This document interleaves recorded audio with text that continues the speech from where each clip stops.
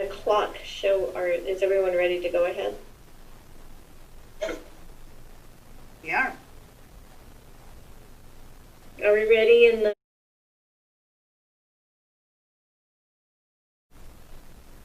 Okay. All right, good morning, everyone. This is August 24th. For our meeting, our briefing, sorry. Go ahead with, kind of funny because introducing people. We're doing the introductions around the room, the Zoom room. So I'll go ahead and we'll go around the room for introductions. Start with Commissioner Schutte. Kevin Schutte here. Randy Netherland. Joey Frazier. Loretta Swanson. Jennifer Byerly. Patty McGuire.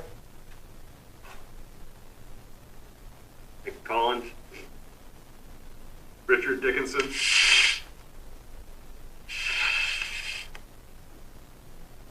Looks like we have the sheriff's office on as well. They are scheduled for a little later. But okay, let's go ahead. Loretta? All right. Okay, this morning, Commissioners, we have a couple of proposed code revisions. We also have some equipment purchases we'd like to chat with you about. And we also have some solid waste items. And we may rearrange so that they're, more cohesive to follow. But we'll start with the code revisions, and Mike will lead us off with that. Good morning. The first update we have here is code revision of the unmuffled compression brakes ordinance. We have an ordinance from 1991 that requires, if we want to put up any additional signing and stuff like that, we have to have a resolution from the board. So what we're proposing today is having the board authorize the county to be able to post these signs wherever we deem necessary. So we would recommend the board to actually set a public hearing October 6th, 2020. I'm good.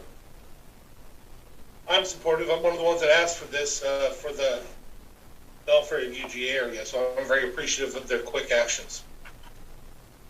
I'm here.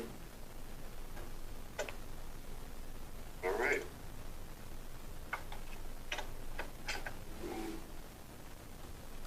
Second item I have is Mason County Code update for vacation of roads. We recently went through a rash of vacating roads, and there was question of the value of the right-of-way. So we went ahead and investigated with staff of other counties of how their process is, and some are extreme one way and extreme the other. So what we did was we kind of went to the middle with a few of them and recommended to divide the roads into 3 different classes. One would be Class A for an easement that was unmaintained and a requester to vacate. We would set the value at 50% of the assessed value of the assessor. Class B roads would be, if we own them straight out, fee title would be 100% of the assessed value. And then Class C roads would be those roads that meet the requirements that are vacated by law. We would say there would be 0 value there. We also looked at the administrative cost fee and upgraded recommendations there. So again, we're looking to request the board to set a public hearing of October 6th, 2020.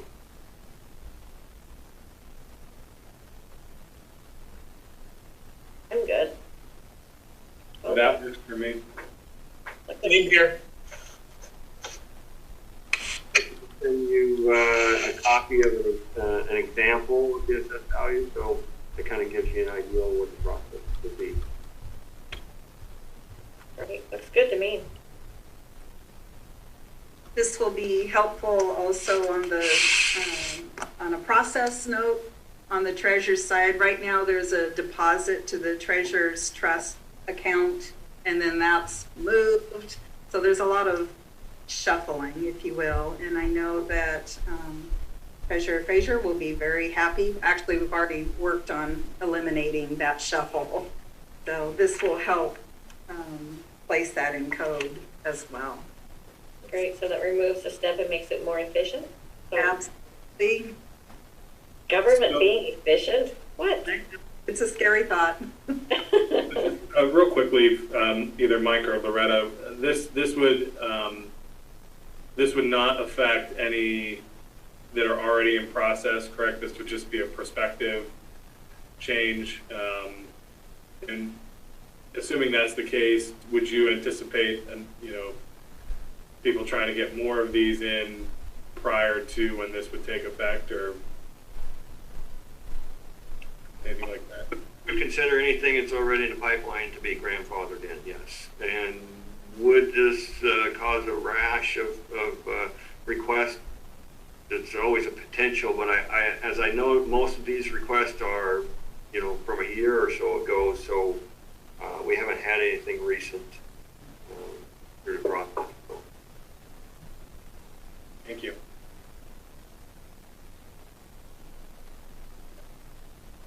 All right. Next up, commissioners, we have a couple of purchases to discuss with you. One is a Vector truck, and the second is an attachment to the skid steer that we had previously purchased. Let me talk about the skid steer first. The skid steer, we're looking to, we're changing some methods of what we're doing work-wise, going to more of a permanent repair process on our roads, doing dig-outs and such instead of pre-level patches. And so one of the things that's happening is there a lot of hand labor work and patching those back and getting them set right. We were looking at different options.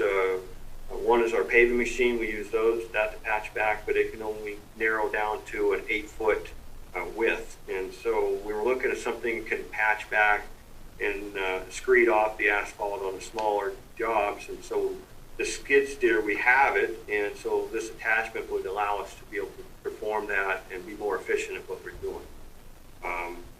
We're also looking in long term next year to try to budget for what they call a shoulder machine, and that would that's another piece of equipment that can do a similar job.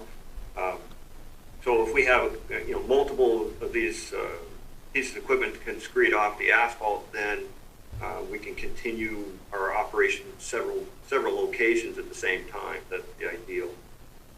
So the skid steer would be this attachment would be a great addition.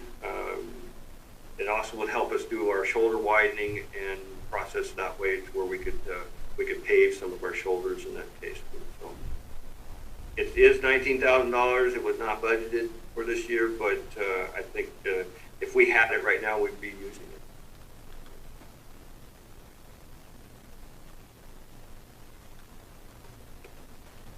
And that would come out of which fund? It would come out of road fund.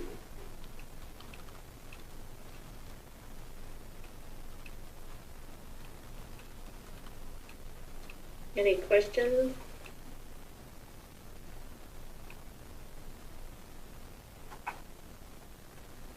Thank you. Thank you. So I guess the only question that I would have on this at the moment is this delaying or eliminating other purchases that you were planning to make? Is this It would not affect any other purchase. This is a small purchase compared to some of the other larger pieces of equipment that they have requested. So it's an attachment. We can absorb it in the road fund without a problem. Gotcha. Okay, I'm good with it. And will this stop? I know in the past we've put Band-Aids on things? And is this more like ripping off the Band-Aid and making it heal? That is exactly what this is.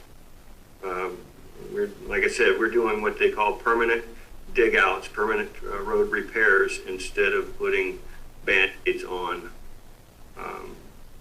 It's the right way to go. Well, I definitely like saving the county money. So if this is going to save us a lot of money, I fully support it. This type of activity is more labor intensive, so it's more time with our equipment and our personnel, but it saves material money. It saves the amount of material that we actually use on the process. So yes, it will save money.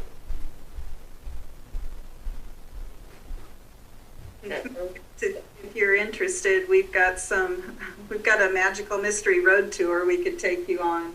The crews have been doing a really, really nice job on some of these permanent repairs, and we certainly have some good examples to share with you. And Kimberly, I would love to do that one of these days, but let's book it before it rains. right? But with the rain, you can see how the repairs are making life better also. That's true. Will Before and after, right? Yes. Yeah, no, thank the supervisors and the crew for really stepping up, and it is a change, and they've been adjusting great and doing really nice work, and it's much appreciated. And I know you've got a good team up there. Thank you. Okay. Now we can talk about the Vector truck. A little bit of history on this. Budget-wise, when I came in back in March, we were talking about a budget of $965,000 for equipment.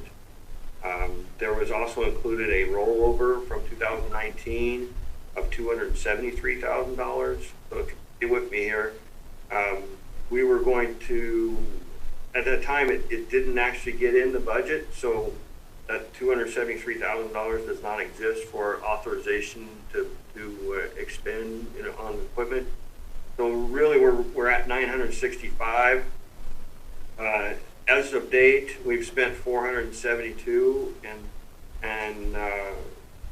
350,000 of that is on equipment that was ordered last year and was not paid for last year. It was actually paid for in 2020. So we've spent up some of the money that we've budgeted here on equipment that we actually should have been purchased last year or should have been paid for last year out of last year's budget. So at this point in time, I have 492,000 left.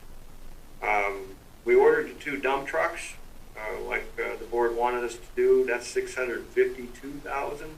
We haven't paid for them yet, but it's coming in 2020. So we'll be in the hole about $160,000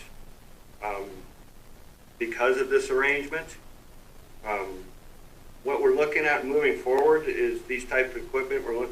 I'm looking at this back truck. The back truck that we own is no longer functionable. High cost on the maintenance, and it's not really working out well. So we do need a back truck, and so we look for, at the point in time thinking we had some money left over to expend, we were looking for something used, and Jeremy did a great job finding what's before you now, and used 2001 back truck for about $65,000. Understanding that we didn't, that we're overexpended in this case, but not knowing that there was equipment from last year that had not been paid for. I'd still like to move forward with this. I think we can within our road fund, within the fund balance, and but I really would like the board to understand how we got to where we are right now. I bet there's a lot of questions. But we were saving them from the skid steer.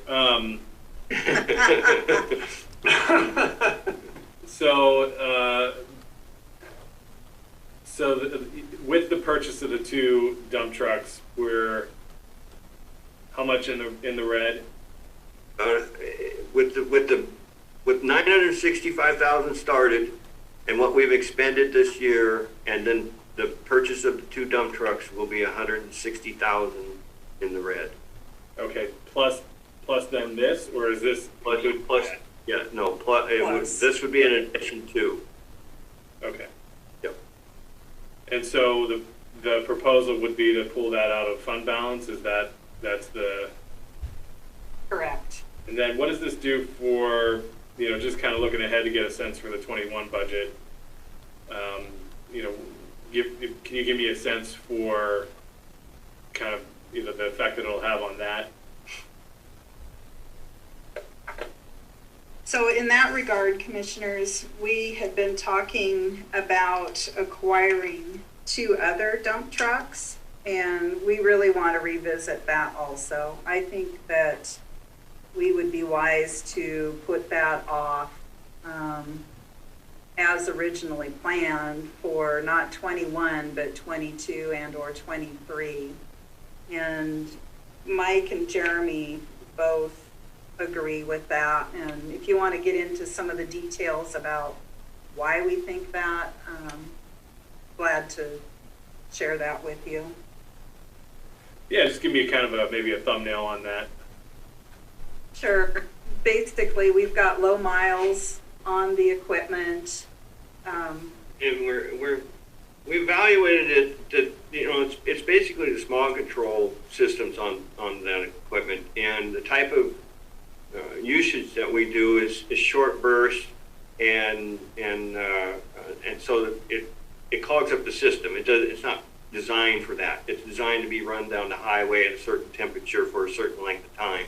And so if we just change up our methods of using that and plan that out per week, to do a little more focusing on getting that, taken care of, that they've had less problems with it.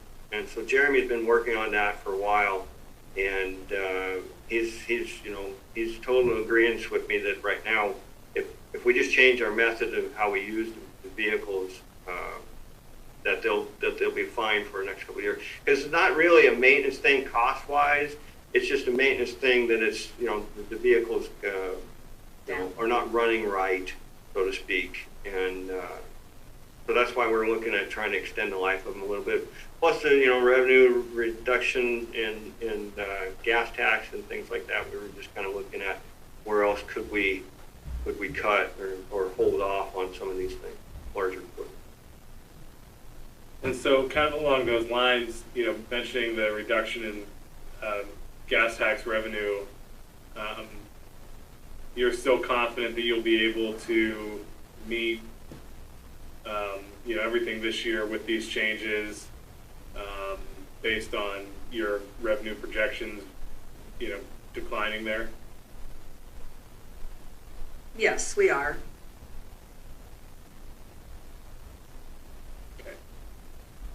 And this particular piece of equipment, this back truck, that we are looking at replacing 402. So 402 is the previous machine. So we'd surplus that, and whatever values we could get out of that would obviously help offset this. I've got a list of several,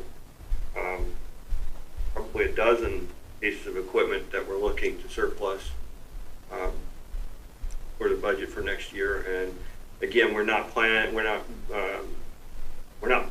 that what we're going to get the value from them, but we will get a value from them that will help offset the one.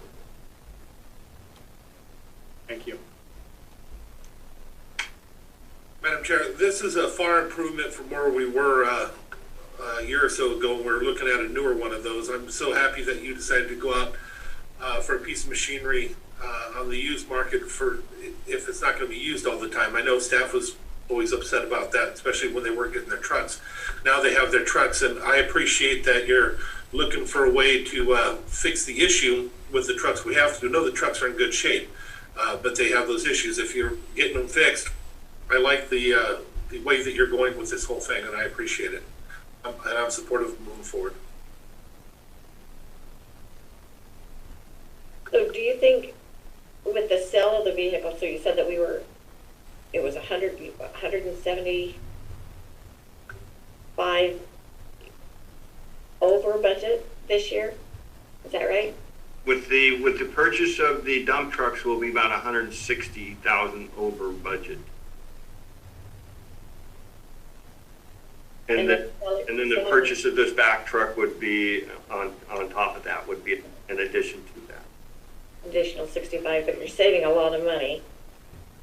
But we're looking at, the brand new ones are wow, a lot of money. But we just what I typically do is evaluate how much use we really have and what's the availability of backup. There's Cowlitz Clean Sleep. There's other outfits that have these pieces of equipment around, and you can make a phone call and pretty quickly get a response from them. So having ourselves have a brand new $450,000 machine sitting here with the amount of work that we actually would need from it, I just don't see that being reasonable. And so I told Jeremy, let's look at what we can find used, and this looks like this is a smaller size than what they had before and stuff too. And so I think it's going to match up much better.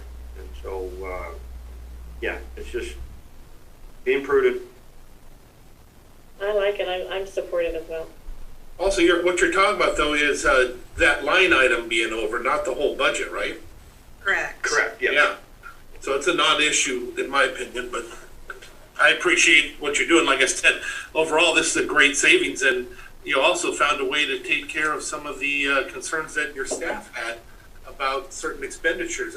I think it's a win-win all the way around. I think you did a great job. Yep, agreed.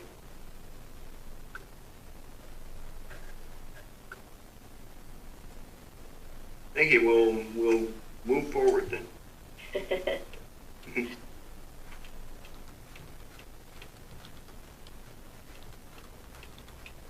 All right, commissioners, next up we have a couple of solid waste items, unless we want to stick with roads and wrap that up on our Roy Bode Road vacation. Any preferences one way or the other? None here. Let's just finish the roadside up and. Sure.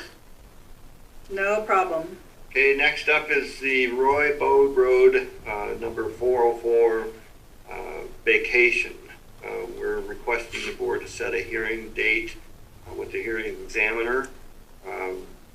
We have the Roy Bode Road, as we briefed before, it's an unopened, unused portion of the road that passes through the property.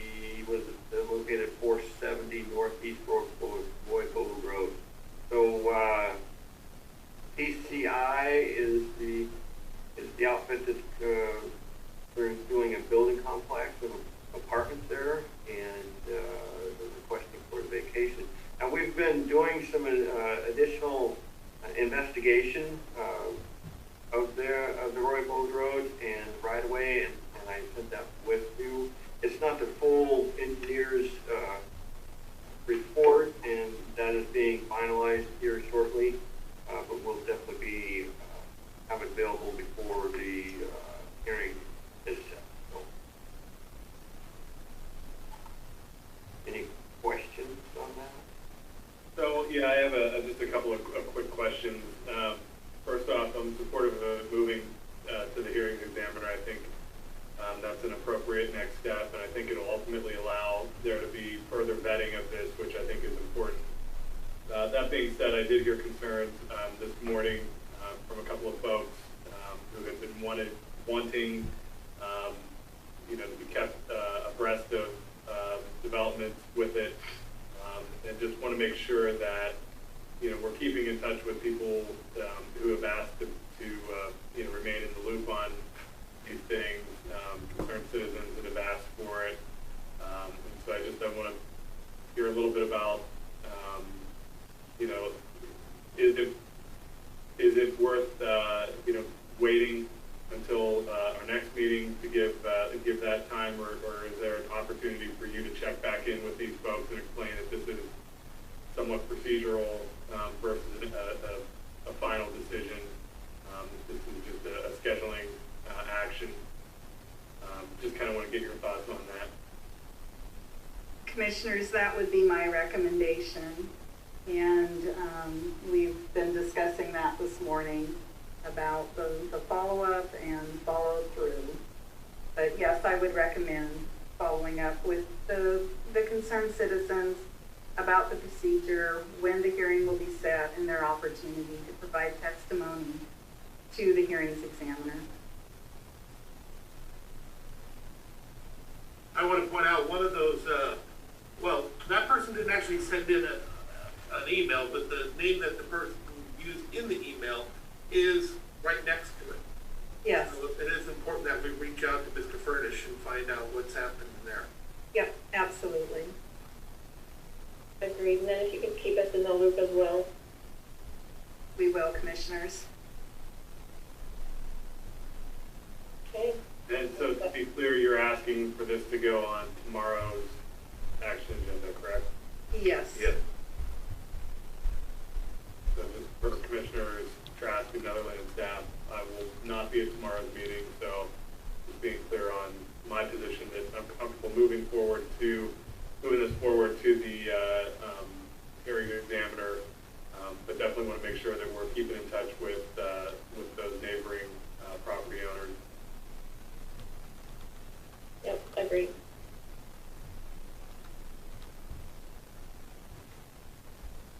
All right, so can we make sure that that is on our action agenda for tomorrow?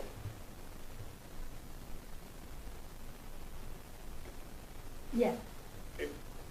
Okay. All right, thank you, commissioners. Okay, moving to solid waste. And Richard. Morning. Morning. Morning. All right.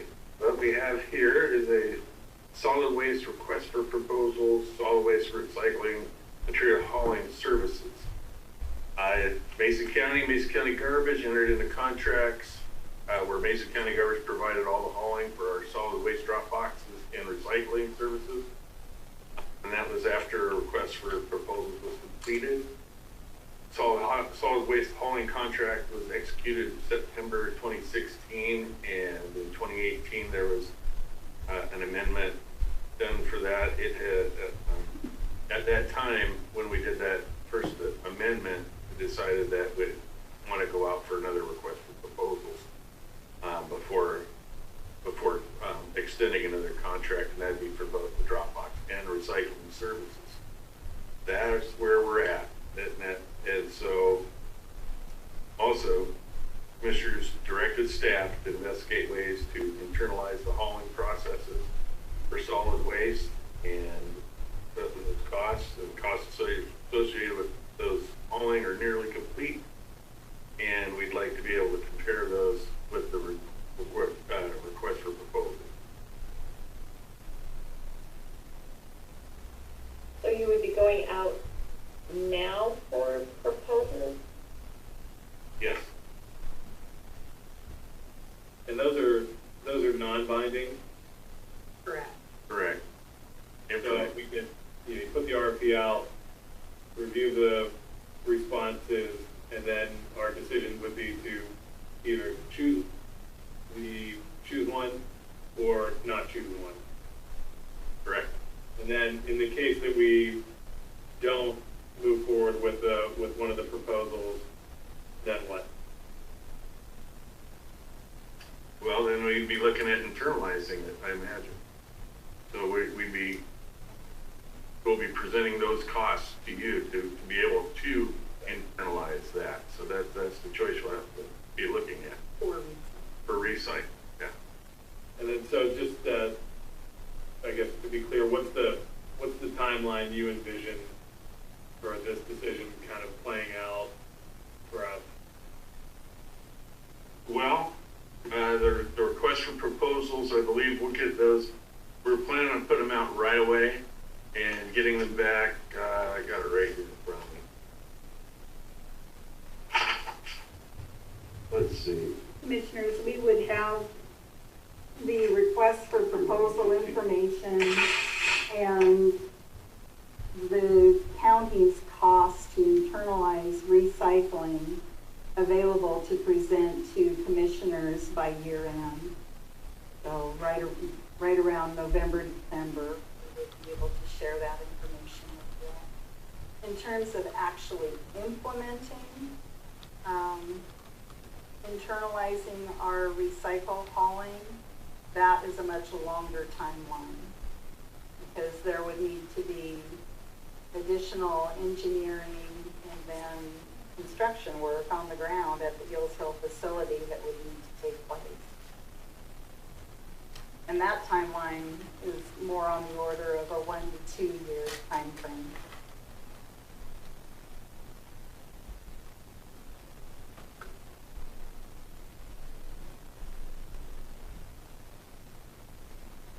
Hopefully you will have all that stuff for us fairly quickly, though, so we can look over some of those numbers. You and I had a conversation yesterday, day before yesterday about that. I'd sure like to, have Zach bring us that proposal and the other options that he's been looking at compared Absolutely. to what he's brought to us right here in the past.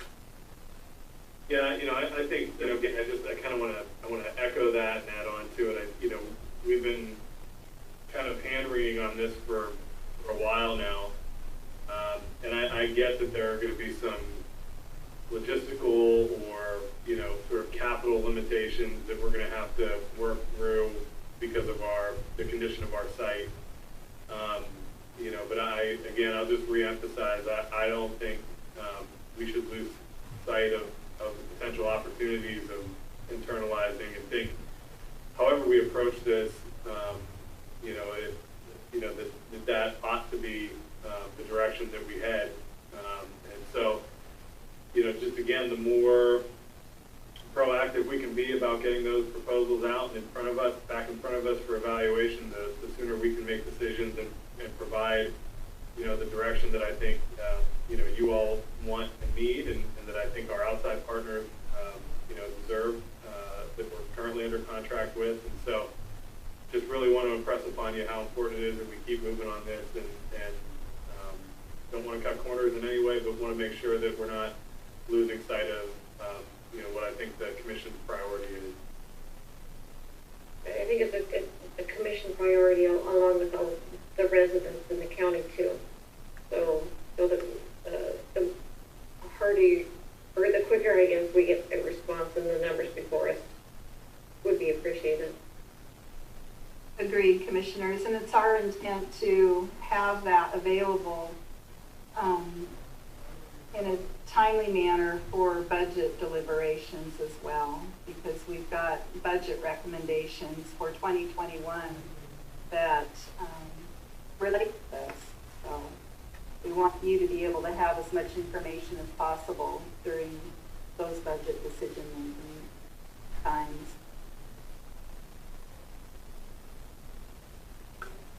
Sounds good.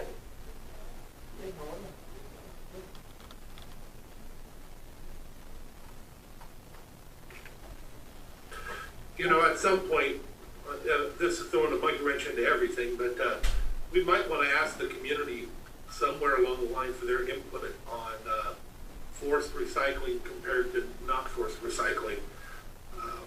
I'm sure you guys have had some of the same calls that I've had over the years. I'm just curious what the people are thinking out there compared to self-hauling recycling or home recycling.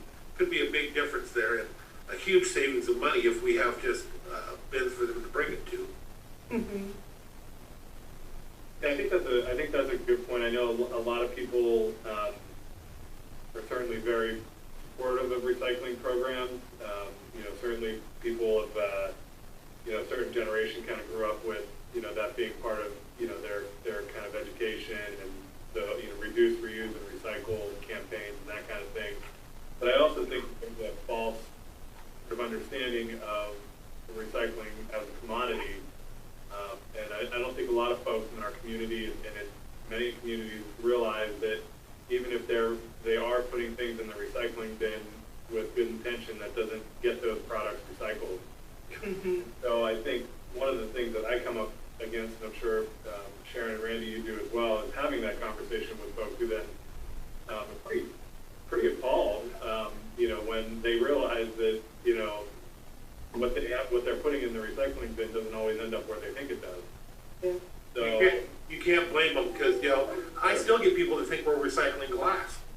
mhm.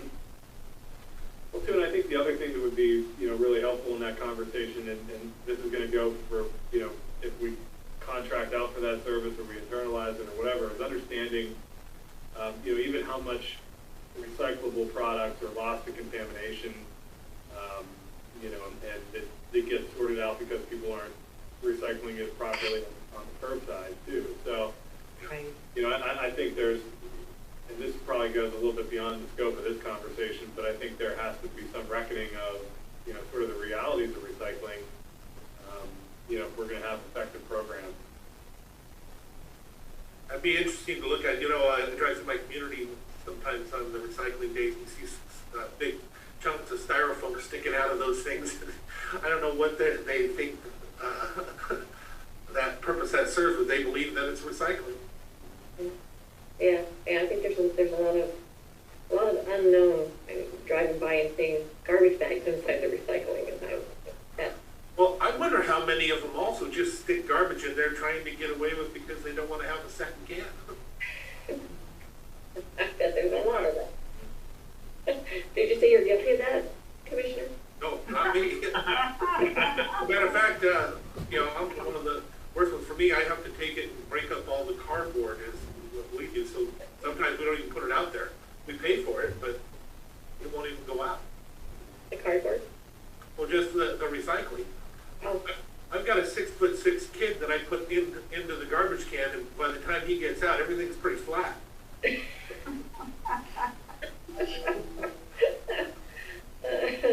That was one of my first jobs, commissioners, and I remember breaking down cardboard boxes in a dumpster and climbing out of the dumpster, and a man walked by and asked me if I was just waking up. Look at you now. Yeah. Oh, that's a good story.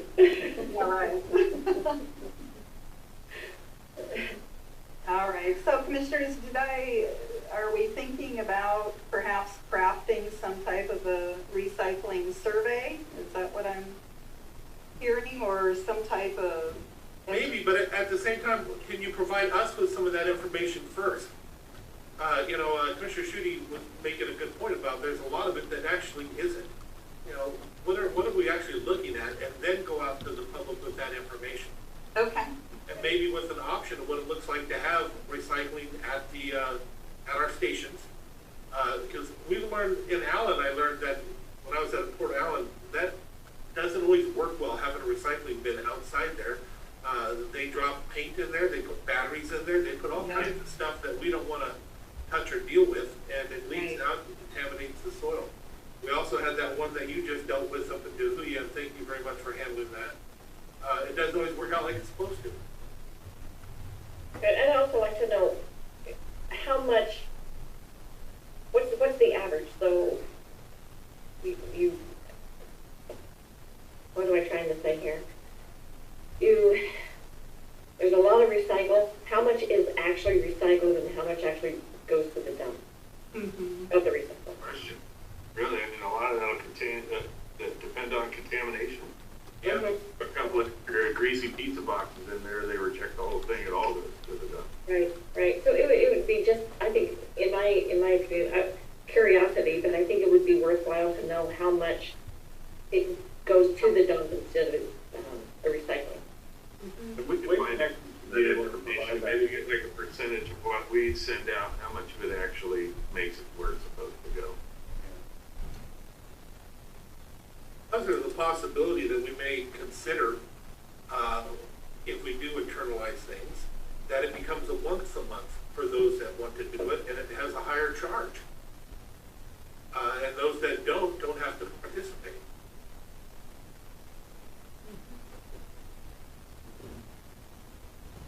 Yeah, I think there are a lot of options to consider. Well, I think the first thing is just presenting what the cost of recycling is, and that surely we can do.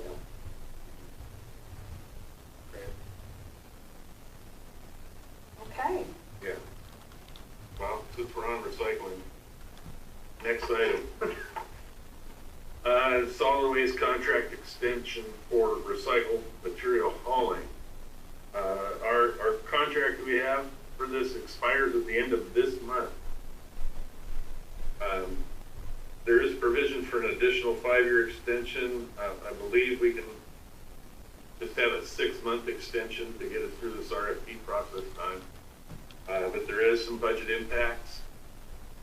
The haul cost, as you can see, it went up from just $97.48 flat rate for all routes to $108.41 for some routes and $118.99 for others. Box rental increase, that went up $10.41 a month, per box. We have 36 boxes, it's pretty easy. It's about $375 a month right there. The better part of this is, right now, we have no commodity with our recycling. We get 100% of the commodity when it's in excess of $500. And then there's provision in it to renegotiate a negative commodity situation with the hauler for when it falls below 3,000.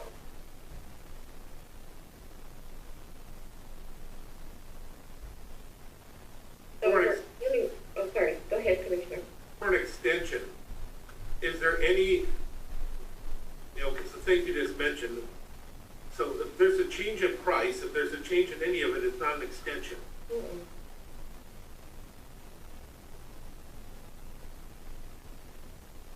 Unless that was in the contract originally that said it. It was in the contract originally to allow for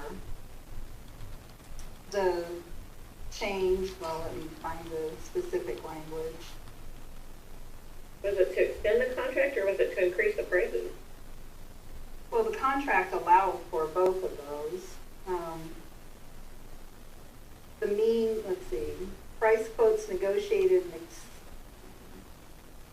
cost means the price quotes negotiated and accepted by the contractor. Cost will go into effect and terminate with one additional 5-year extension possible. Service agreement may be renegotiated upon mutual agreement between the county and the contractor. Cost of service shall be computed on a monthly basis according to the service provided and costs established by the agreement. But because it may be negotiated again, okay, that's one thing, but that doesn't mean that's we're not negotiating. They're just telling us this is what it is, and we do an extension with a different amount. I don't know, I'm just always uncomfortable with that when we do things like that. An extension is one thing. I'm trying to see what you're talking about.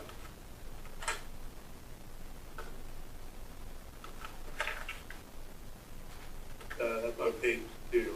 Page 2, at the, under costs at the top of the page, Commissioner.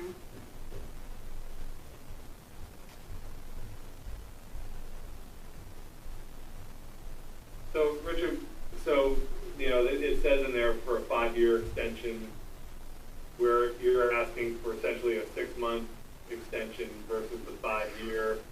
Is that just the cost of doing like month to month? That they quoted us? I mean, if we wanted to make this a 5-year contract, they'd be happy to honor it, because that's what they're offering. Right, no, I get that. I'm wondering if absent the contract, is this, what would we be paying, what would we be doing, I guess, number one? Right. Number two, are the numbers that they have quoted essentially for a 6-month, month-to-month kind of contract, since we're not doing the full 5, since you're not proposing the full 5 years? Well, these were the numbers they provided us initially, and they said they would keep with them for the 5-year extension, and they would honor them for this, actually a much smaller extension of 6 months. So to extend it, they were saying that they wanted the increase, is that right? Either way. Correct.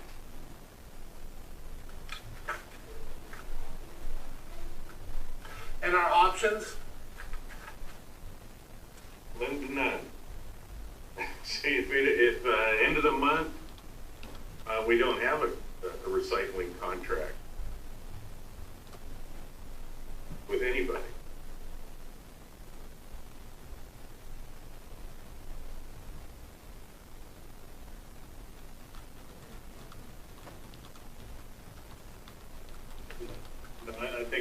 I think we have to do the extension in light of doing the RFPs and making those other considerations too.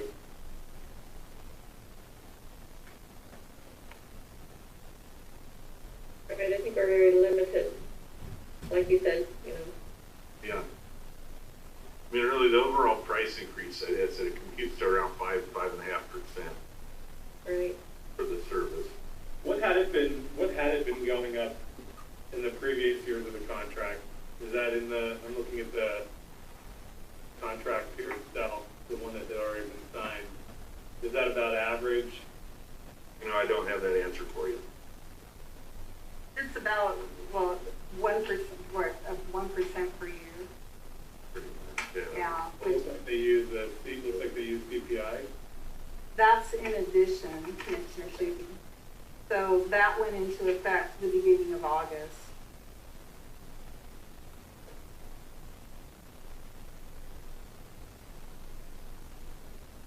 I just want to clarify as I'm reading this over and over again, the way I'm reading it is although they're in the same heading of cost, there are two different things of whether it can be extended or not. This is something that's in the contract at any time they can go through and renegotiate. That's not just that's not specific for the extension. That is correct.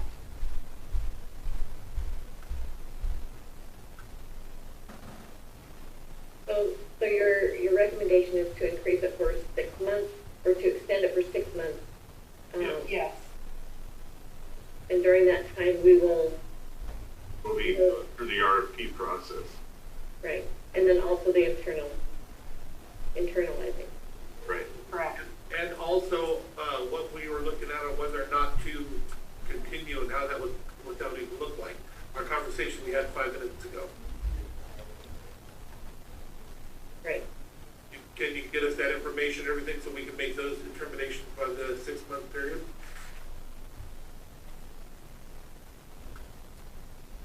Loretta? We can have the cost comparisons for you, certainly within that 6-month period. What we discussed previously, though, whether we can actually implement internalizing. No, the survey for the people. Oh, sorry. Yeah, I missed that, I'm sorry. Yes, we could conduct a survey during that same period as well. And have the survey results back. Commissioners, I don't see where we have an option. I think, I hate to admit it, but this is a screw up, in my opinion. We're in a position where we don't have an option. Unless I'm missing something, I don't know what else we could do. If we decide to do nothing, we have nothing, right? That stuff will just sit there. Right. Yeah, I think we have to go with the 6-month option with the increases. We don't have a whole lot of choice, but we will have options soon. Yes.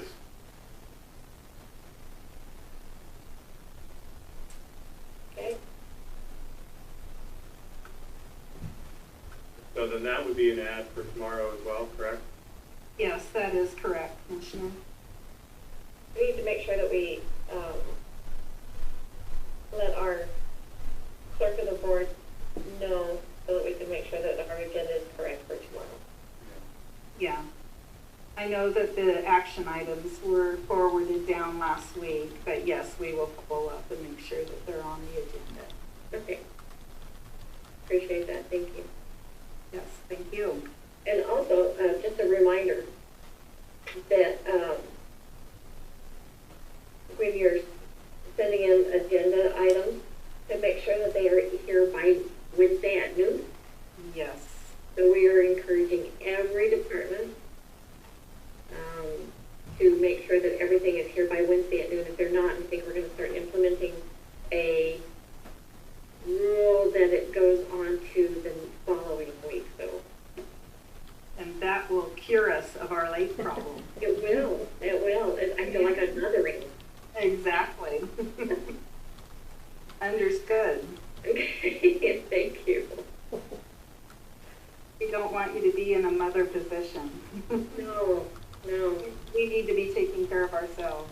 It's a difficult position. Also, just a reminder to check your forms and make sure that the right name is on there for clerk of the board. We do have Mackenzie here with us now, and she's a welcome addition. Yes, welcome, Mackenzie. Thank you, guys. Okay. All right. Moving to some discussion items. Mike would like to give you a quickie. Well, we'll go to the solid waste attendant here real quick first. Richard can bring you up to speed on that. Well, yeah, I got a couple of solid waste attendant. We still need to fill that position. We've actually interviewed a person that just last week, and we're gonna. It turned out to be a fairly good interview. We've got some tests and stuff. We want to make sure that they'll be able to handle the pace that's out there. But we're looking forward to filling that, hopefully. And then the other item we had is one of our combined sewer operators actually resigned last week. Our most senior person is going to the city of Bremerton. And so we're going to ask for permission to go ahead and advertise and refill that position as well. Since we're already down one, we'll be down two. And that'll be a lot more overtime expense for that. Good with me. Good with me as well. I like to see people advance, but I hate to see people leave. But good for them for improving their lifestyles, I guess. I'm supportive as well. Thank you, commissioners. Okay, moving on to Phil. Our 2020 chip seal program, we will be starting some chip sealing possibly next week. And then follow up the following weeks to continue on. As Loretta has spoke about our dig out program, doing our permanent patching, we did quite a bit of that up in the Swanson Falls area, and so if you want to view that, you can do that before we chip seal it. We're going to cover it up. This year we're going to start a program and doing what we call a double shot or a two shot. Normally the process has been around here is to be a single shot. We've analyzed that, discussed that over the last 4 or 5 months, and we've determined that we're going to move on to a double shot because we get a longer lasting program that way. It gets a little more structure to the road, especially your low level roads, no nines and such. It also prevents some stripping and actually adds another layer of sealant to keep the water out. The water is the worst problem for your condition of the road. So it will change the program as in we won't be getting as many miles done of the road, but those miles that we do get done will be longer term permanent repairs. So we look forward to doing this. Pacific County does it, Grace Harbor does some, Kitsap County double shots. So it's a fairly common approach, I just think it would be a long-term, better product when we get done.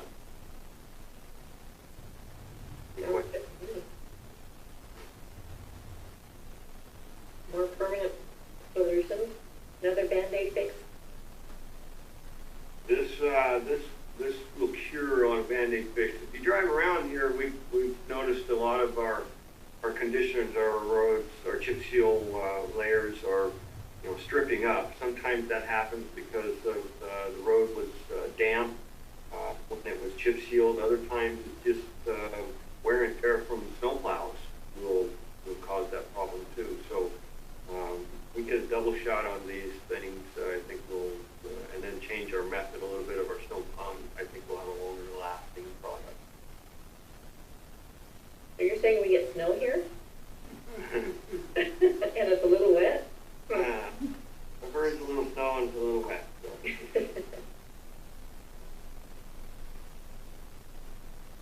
Sounds good. Thank you. The next item for discussion there is the little Kubota tractor. In the history on that, I'm understanding that it was purchased through Fair, and then the Fair ended up donating it or giving it, or we can't find any records that we actually purchased it from Fair to Road. So it is in the ER&R right now.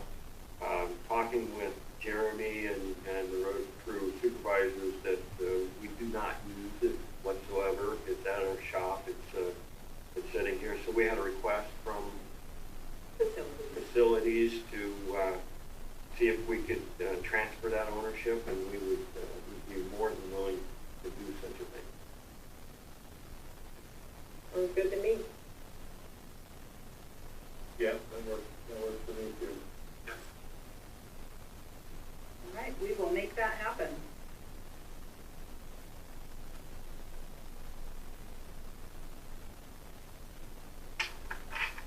Okay, some of the item,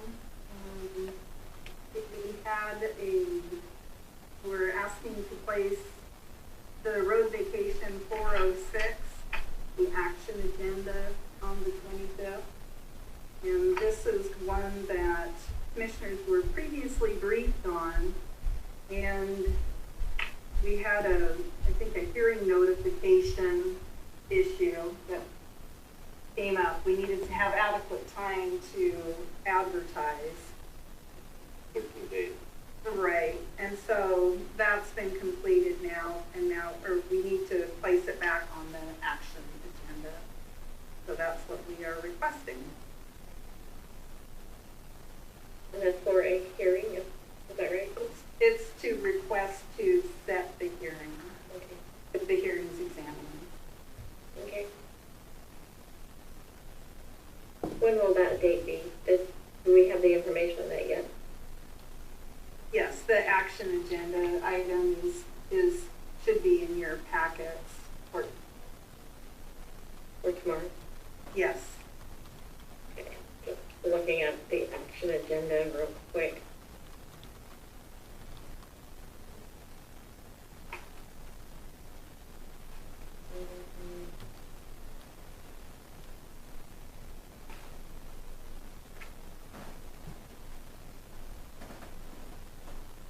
I don't see it on there right now, but we can make sure that it is on there. That would be great.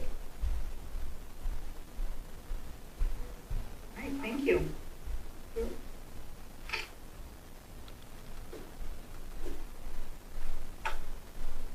Anything else?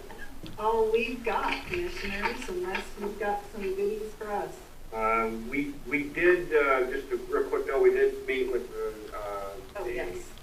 at the Union boat ramp with our neighbor there, the owner of the business, and she, the discussion is that a lot of people kind of come in there and they assume that that's the parking for their facility, and really their parking is actually behind. But he was saying that it is used a lot. It's maintenance-wise, she really only spoke about going 2 potholes, and that was about it. What she was really requesting.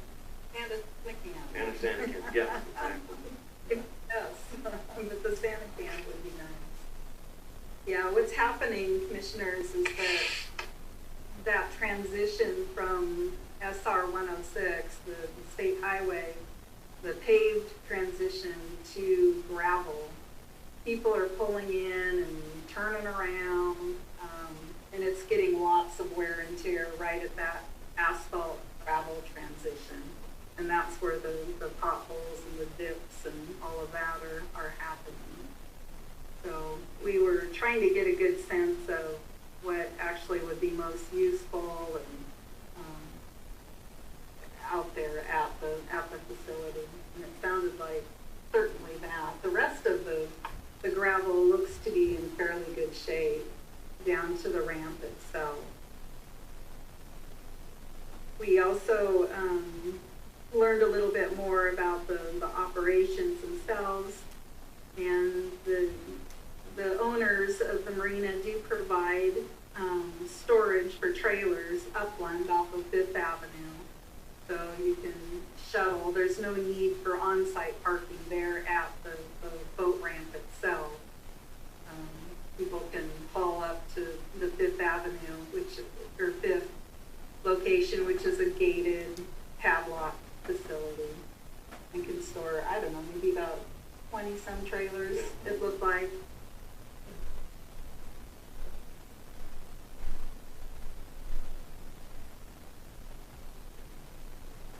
So we will proceed with some improvements to the boat launch.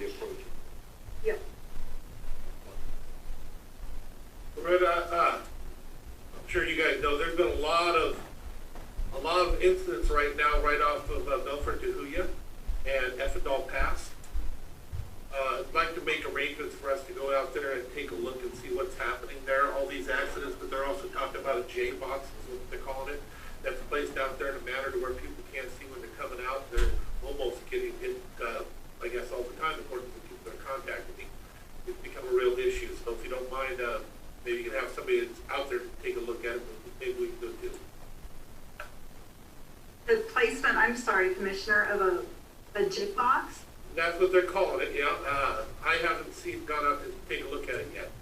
And it's right there on Effendall Pass and Belfort to Huya, and nobody can see it. Now, we just had a fatality there, I guess, yesterday. Double fatality, maybe? Over the weekend, yes. So I'd like to make arrangements to go out there with somebody, take a look at it, see what some of the options are. And Yep. maybe we might need to talk to the PUD and see what we can do to change the vision of that area. Also, I don't know if how much say we have over the state park and their access for their trails that these ATVs and stuff are using coming right off into that intersection. Yeah, we've coordinated with them in the past, Commissioner. So in terms of signage and crossings and all of that. So we'll go out and certainly perform a review and come up with any recommendations that we may have. When you're going out there, please call me, like I said, so I can come and see it too. Yep, will do. Thank you.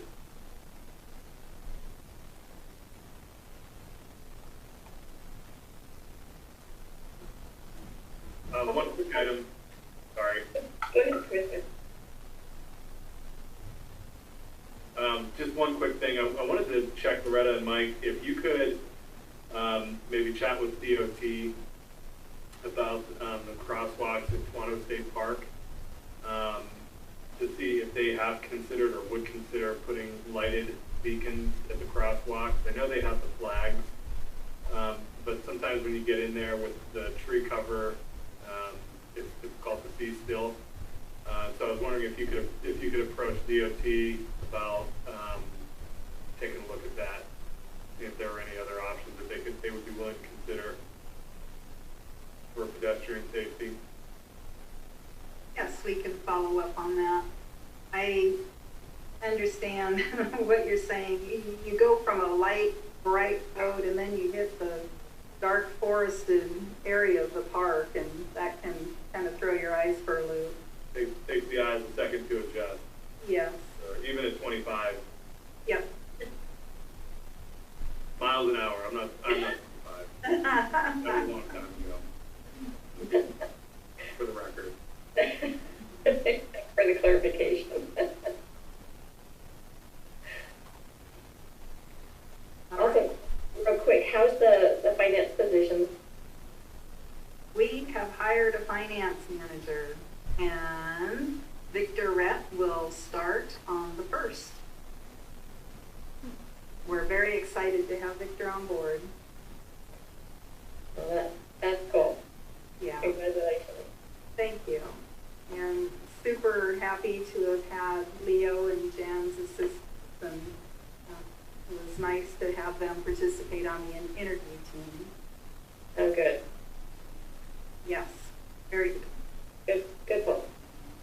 Loretta, one other thing too before we cut you guys loose, just wanted to follow up on the Fire District 11 contract. I don't see that on either tomorrow's, I don't think I see it on tomorrow's agenda, nor on today's briefing, but I've had a couple of conversations with Chief Searles. He's emailed a couple of times to talk about the value of that contract.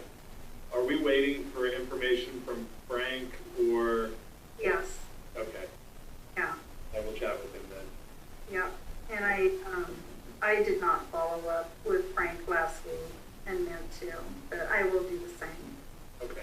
Yeah, so I know he's I know he's pretty anxious to see that. Just to be clear, my position wasn't in opposition to it. Just trying to get clarification on you know, on the, sort of the background of it. I do know that you know, the county does provide services as well to the fire districts.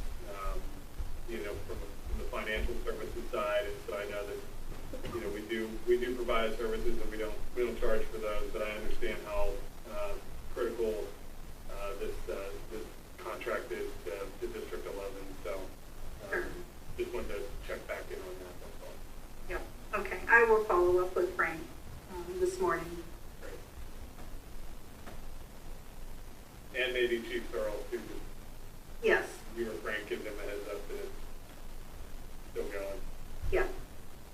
And I did chat with Chief Searles midweek, I think, last week about the contract. Perfect. Thank you. You're welcome. Thank you. Do we have anything else? All right. Thank you, commissioners. Great. Thank you, guys. Thank you. Thanks, everybody. All right, let's move on to our community services briefing. We'll go around the Zoom room real quick for introductions. Commissioners first. Have Judy here. Randy Netherland? Moving on to, and Sharon Trapp. Moving on to CDC. Not the CDC. Community services. All right, Todd Parker's here. Alex Stacey here.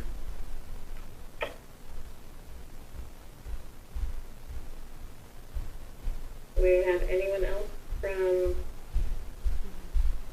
community services? No? Okay, so other folks in the room. Jennifer Byerly. Kelly Frazier? Ross McDowell.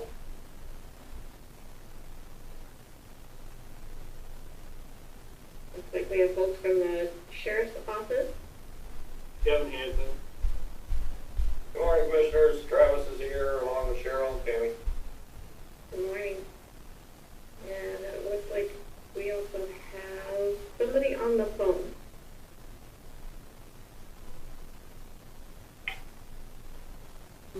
Hey, it's Kel.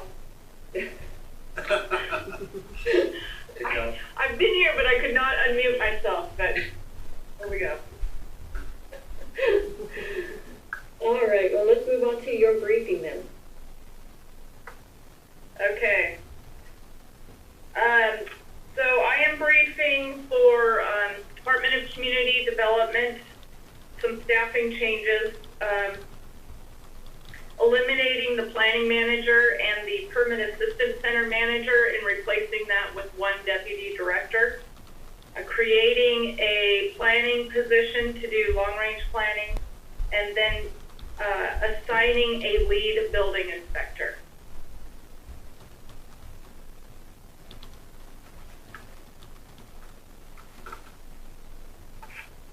So I would ask that tomorrow's action agenda be that a deputy director and a planner, 1, 2, or 3, be listed on tomorrow's action agenda for posting and hiring.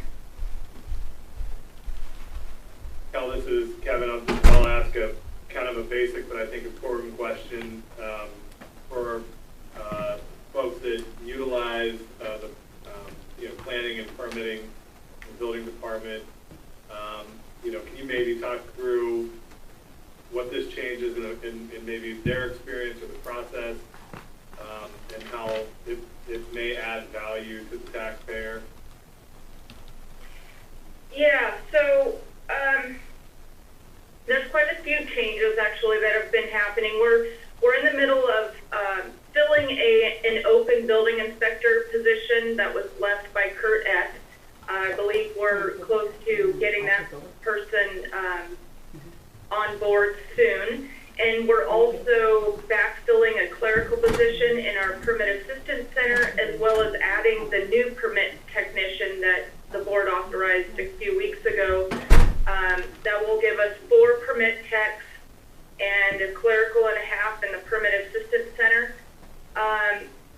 We decided that looking at just the efficiencies of the department overall, to eliminate both eliminating the planning manager and the permit assistant center manager and replacing that with one person, and then focusing on assigning long-range duties to a planner to allow the deputy director to focus more on the efficiencies within the permit center as far as our utilizing our SmartGov program, transitioning to a more online services program, and all of those kinds of things, which has been difficult to do given the long-range planning duties as well.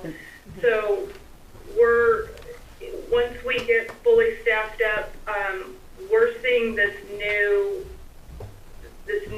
staffing to be able to be a little more efficient on the permit intake and output than we have in the past. But there is we're still dealing with of course, the daily realities of COVID in schools and daycares and things like that. But we do think that we're on the path to being more efficient than we have been more in the recent past. Great, thank you. And then maybe just talk a little bit about budget impact. Yes, let's see.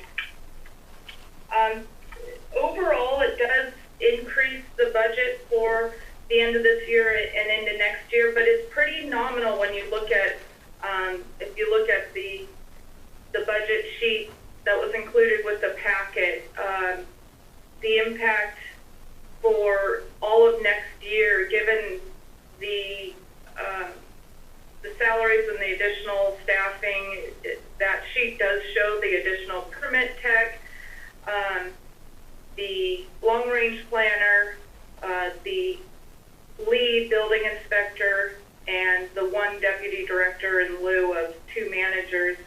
There is an overall increase in the budget of about $75,000, but our permit intakes, we believe that this will be covered by our fees and should not have a negative impact to our budget overall. And so this is just kind of on its face, this is an increase in line level staff and a reduction in management. Is that fair to say? Yes. Yep. And do you see helping with the time that it takes to get the permits through? Yeah, once we are fully staffed up and have people trained, we do believe we'll be able to take more in than we have, because we are adding that permit tech. There is some training involved there, but we definitely see that we'll be able to be more efficient there. At some point, once we start taking more in, then we back up on the back end, but we're already in discussions thinking about how, when we'll know when we need to add additional staff, either on the building inspection side or some other staffing, but to try to maintain levels of service that are not impacting our building community.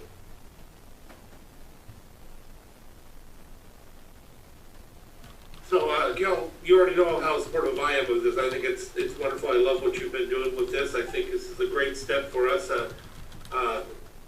This increase is definitely covered with the increase in fees and monies we have coming into the department. From the outside, it pays for itself. The one main question, just to be absolutely positive, this has all gone through, because you're asking for it to be done right away. This has all gone through Frank and HR? Yes.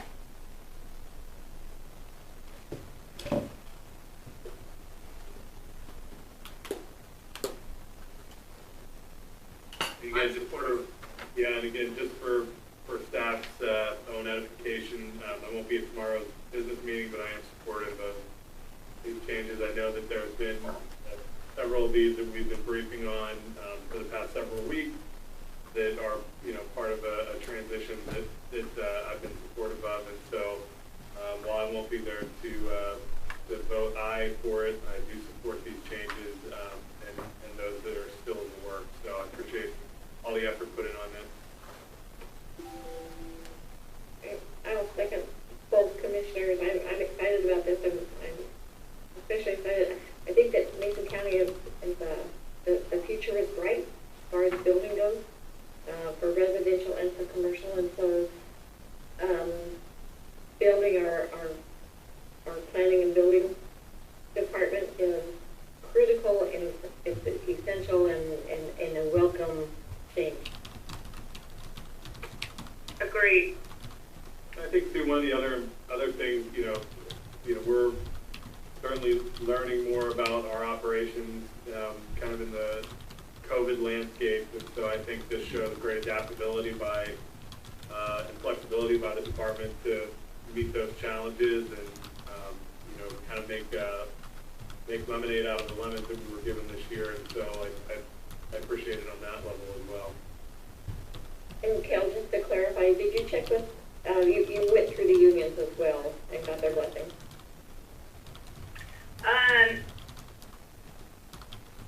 Well,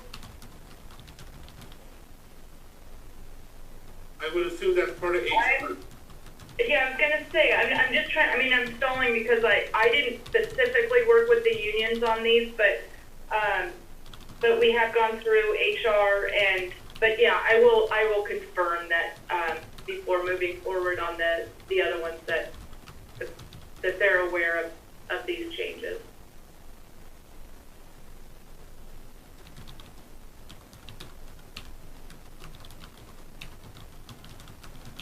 All right, sounds good to me.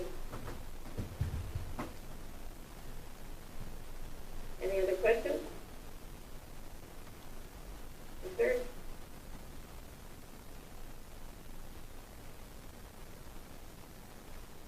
All right, so I think we're good. Okay, great, thanks. Mm-hmm.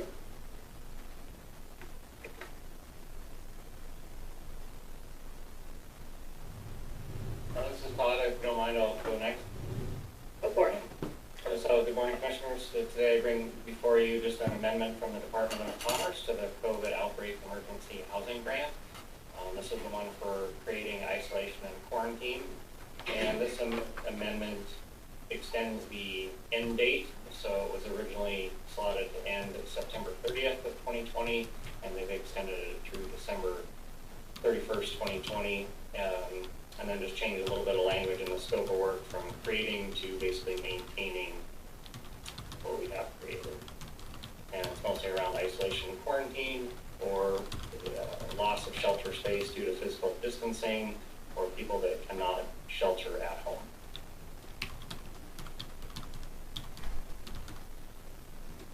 All right, that's a challenging time, right? Full of changes. Yeah. So no change in money, but at least they gave the extension for maintenance. So that's it. And does this need to go to so put the amendment on the September 8th action agenda? Yes. Okay.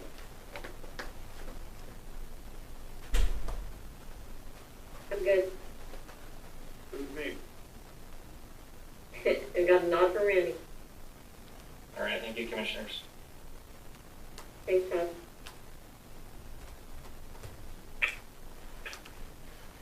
All right, I guess that leaves it to me. I've got a quick briefing for you guys. So good morning, Commissioners. I've got an update with our Southbound Recovery Group. I briefed this back in June, some upcoming changes with both of our water quality projects that we have in our county going on. And this is just one of 2 to 3 amendments that will be coming in the near future, hopefully shortly here. So this one is pretty simple. It's just extending the end date for our Southbound project. That's our work mainly in North Bay to the end of this calendar year. That project was originally expiring June 30th of 2020, so we're 2 months past expiration, and this contract just extends that to the end of the year. And that'll also give us time to get the next amendment in, which includes the scope changes that we discussed back in June. Other than that, it's a fairly straightforward amendment. Any questions?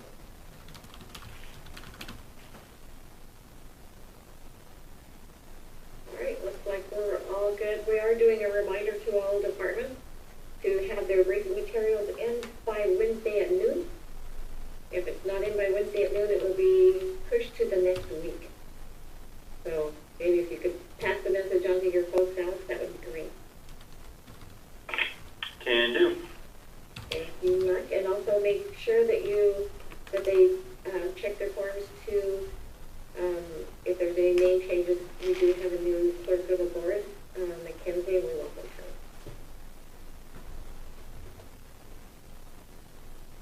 A little bit of housekeeping. Yeah, no problem. I'll pass the word.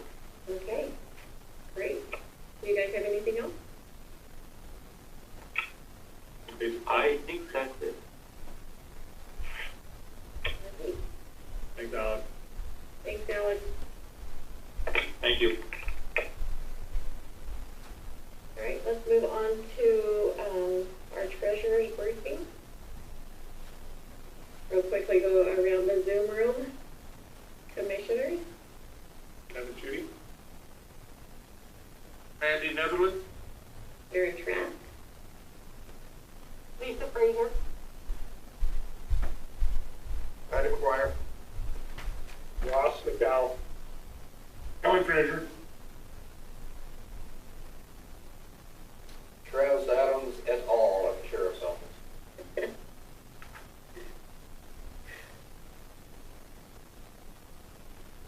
it looks like we have Jennifer and Frank as well as Patty McLean and Kevin Hansen.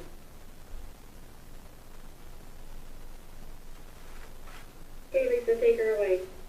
All right, well, this is pretty easy. So, you've heard about the changes. Obviously, they just briefed you on what they're doing in community development and planning. And as part of that, they need another change drawer for their permit tip. So, they are requesting to lower the amount in their petty cash drawer from $150 to $50. And to create a 4th change drawer in the amount of $100. Does not change the overall amount that they have currently at $450. It distributes those funds. There's no impact to the budget, but it does require approval from the board to do so. So I'm bringing that forward to you. Can answer any questions you might have. Good with me. Good. I'm good. Thank you, Madam Treasurer. All right.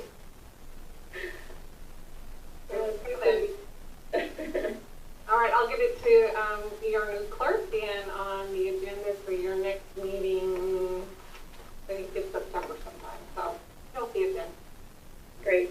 All right, thank you. Great, thanks, Lisa. Good to see your face. I'll be back to hear the rest of it. Lisa, I'm sorry, if I could just add one thing while you're on with us. Can you just give us an update on the bond refinancing? Sure, so absolutely. The RFP has gone out to the banks. It was distributed last Thursday. And they are due back on September 9th. Perfect. So Great. I'm waiting to hear back on those. Perfect. I appreciate it. Thank you. Yeah, no problem. I think our Mason County will appreciate it as well. Yeah, exactly. Yeah. All right, thanks. Thanks, Lisa.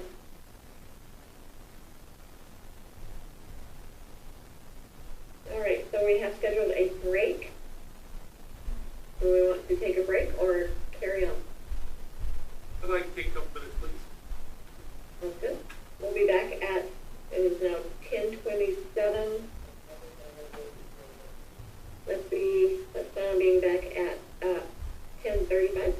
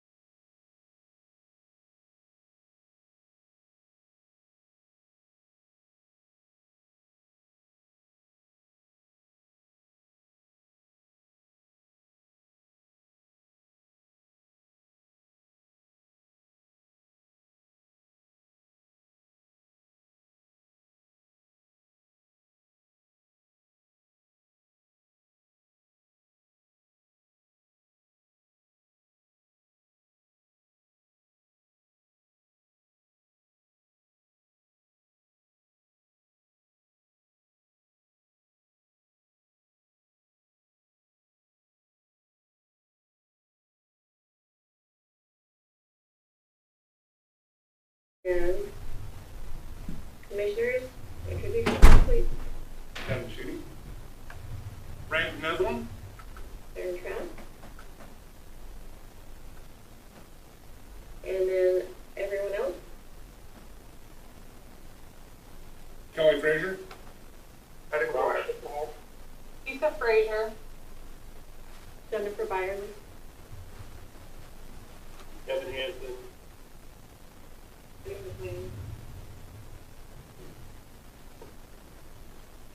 And Travis Adams. I don't know where Frank's at. I don't know where Frank's at either. Sure, he's in the group somewhere. All right. You ready for us? Undersheriff, take it away. Alrighty. So we just wanted to talk to you about a few things that we were hoping to purchase with the COVID funds that were available.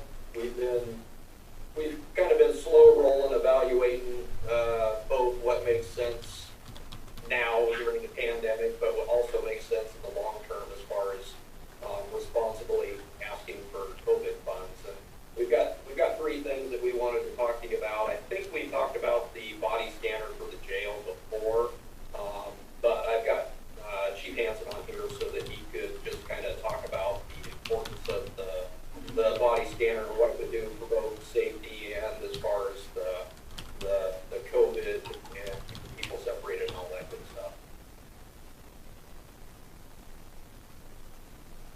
Chief, you on there? Yeah, I'm here. Yeah, you just want to go over the body scanner with them real quick?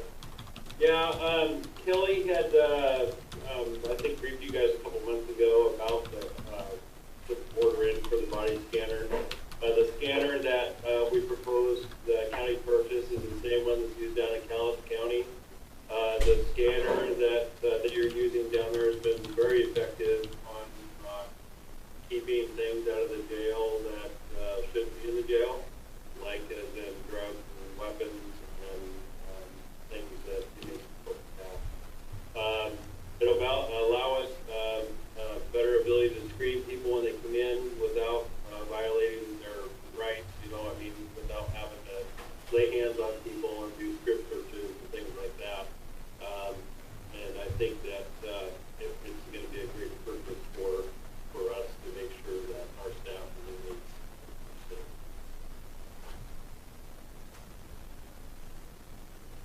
And so I don't know if there's any other information you need to know about that.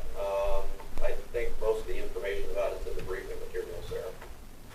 I absolutely, Mr. Randy, I absolutely love this thing, and it's a good use of this money. What a great way to think ahead on it. From the briefings we had, seems pretty spectacular, so I'm in agreement moving it forward. Yeah, same here. And I think this is already on Frank's CARES Act spreadsheet, so I could move forward with it. I do have one question. Do we know how much the contract said, or how much is the contract year by year? Do we know that? The maintenance, yearly maintenance is $12,000. Okay. Right. But this is a lot more, this is more than just a simple scanner though, right? This thing gives the protection to our staff that are there that other types of scanners would not, correct? Or other types of ways of checking would not. Yeah, that's correct. It'll show any non-organic or organic, any organic substance that is either on the person or in the person.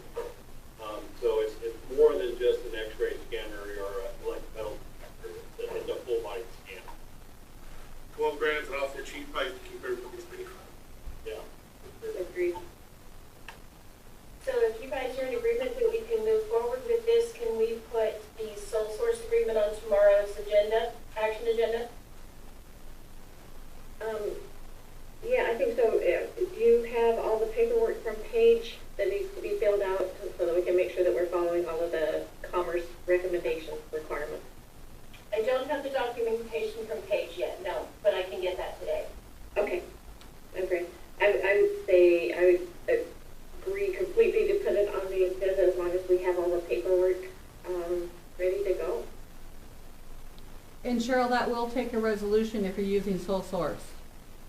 Yes, I have a draft resolution as well that I'll send you along with the other documents. Okay.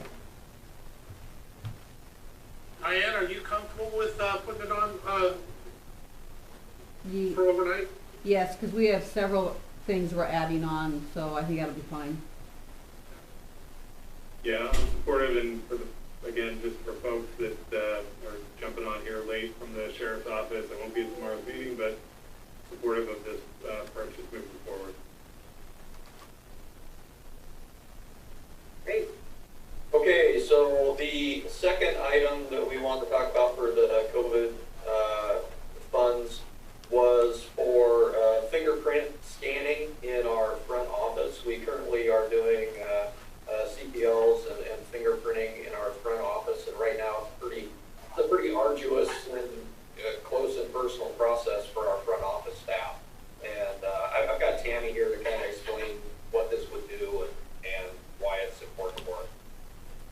Good morning. So in a nutshell, it eliminates person-to-person contact by going with a live scan approach, which is pretty similar to what the jail does for the inmates as far as electronic fingerprinting.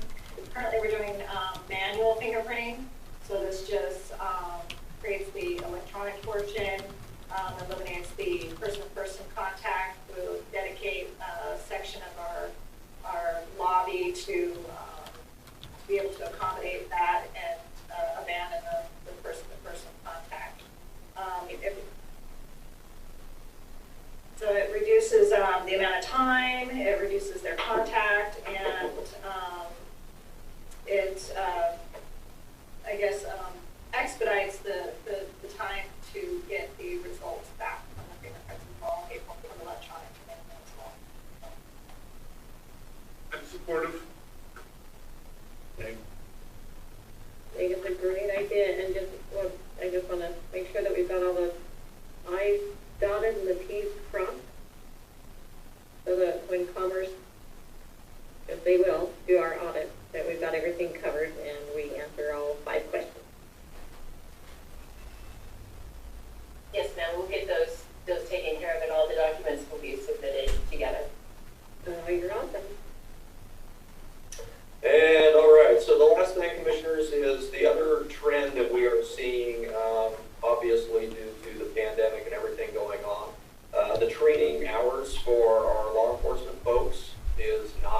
changing for accreditation standards. However, the delivery methods and how we get that training certainly is. We've got a good area down in our gym where people can definitely spread out, not be close together. However, it's not really set up for doing distance learning or education by an instructor who's off-site but coming in through a Zoom meeting like this. And so I had Eric Heilman, who does all our IT stuff, put together a package that would include a projector, an ability to see an instructor who's off-site, or to do the online training for a group and other things, but still be distanced in our large area downstairs. And so that's what the gist of the last purchase item was you see there. Undersheriff, has this been discussed with county IT as well? Yeah, Eric has been talking with county IT for a number of different purchases and things that we need. This one right here, other than the bandwidth, I don't think has much to do with county IT. It's just setting up a projector and making sure that we have the appropriate laptops so that they can interact with the instructors or the training material. The reason I bring that up is earlier in the pandemic, back in the spring, we had a couple conversations with the commission about purchasing some additional pieces of technology like this, and I wonder if we haven't already included some of what would be useful to you in those conversations. So I'd maybe like to scrub that a little bit more. Sure. Yeah, we could definitely have Eric follow up with county IT and compare our list of theirs and see what, if anything, crosses over. Thank you. Sure.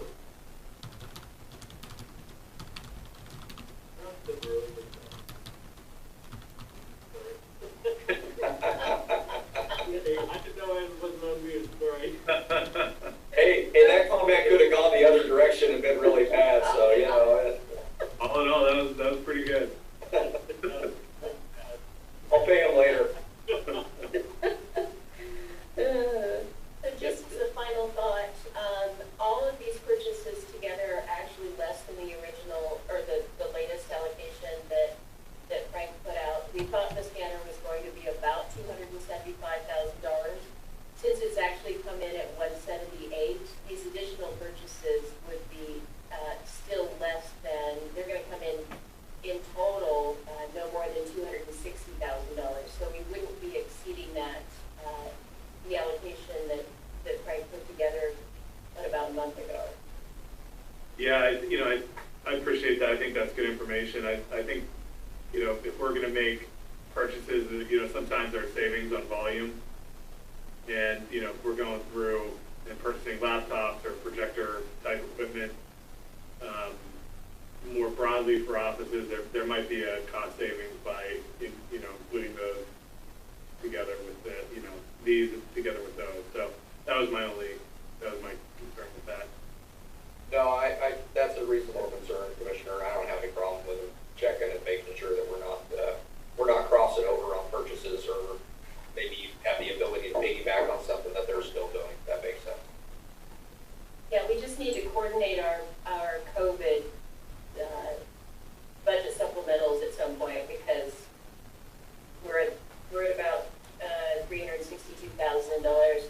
And with these purchases, if we go ahead with these purchases, that we're going to be spending or have spent that weren't budgeted. So that was, Cheryl, that was my only concern, is just to keep an eye on that for making sure that's added into our supplemental time, because you don't want to run into a $300,000 brick wall at the end of the year. yes, sir, I'm keeping a very close eye on it.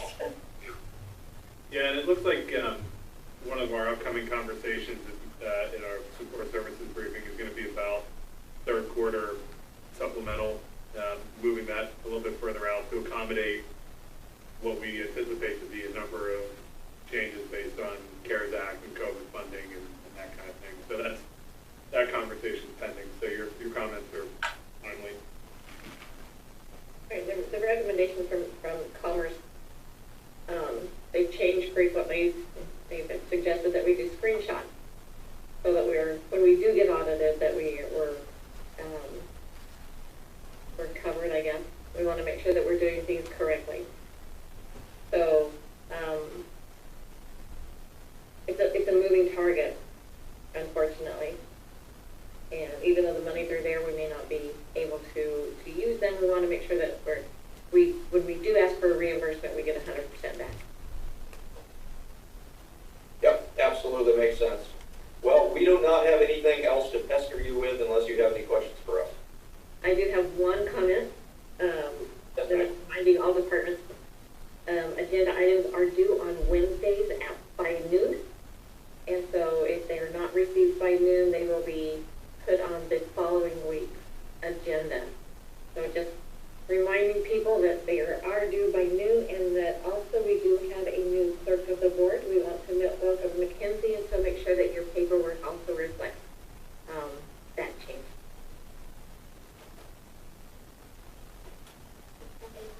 All right, anything else? No, just, hey, Travis, really great job. I think Chief Hansen nailed it. I'm sure he can still hear you. All right, you guys have a great day. Thank you. You guys, and thank you for everything that you guys are doing. It's not easy out there right now, and you've had a lot of adventures, I want to say. Not most of them not good, and you guys are doing a tremendous job. I want you to all to know that I appreciate you guys so much.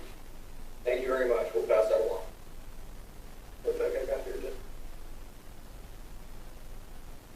That sounded like Chief Sperling.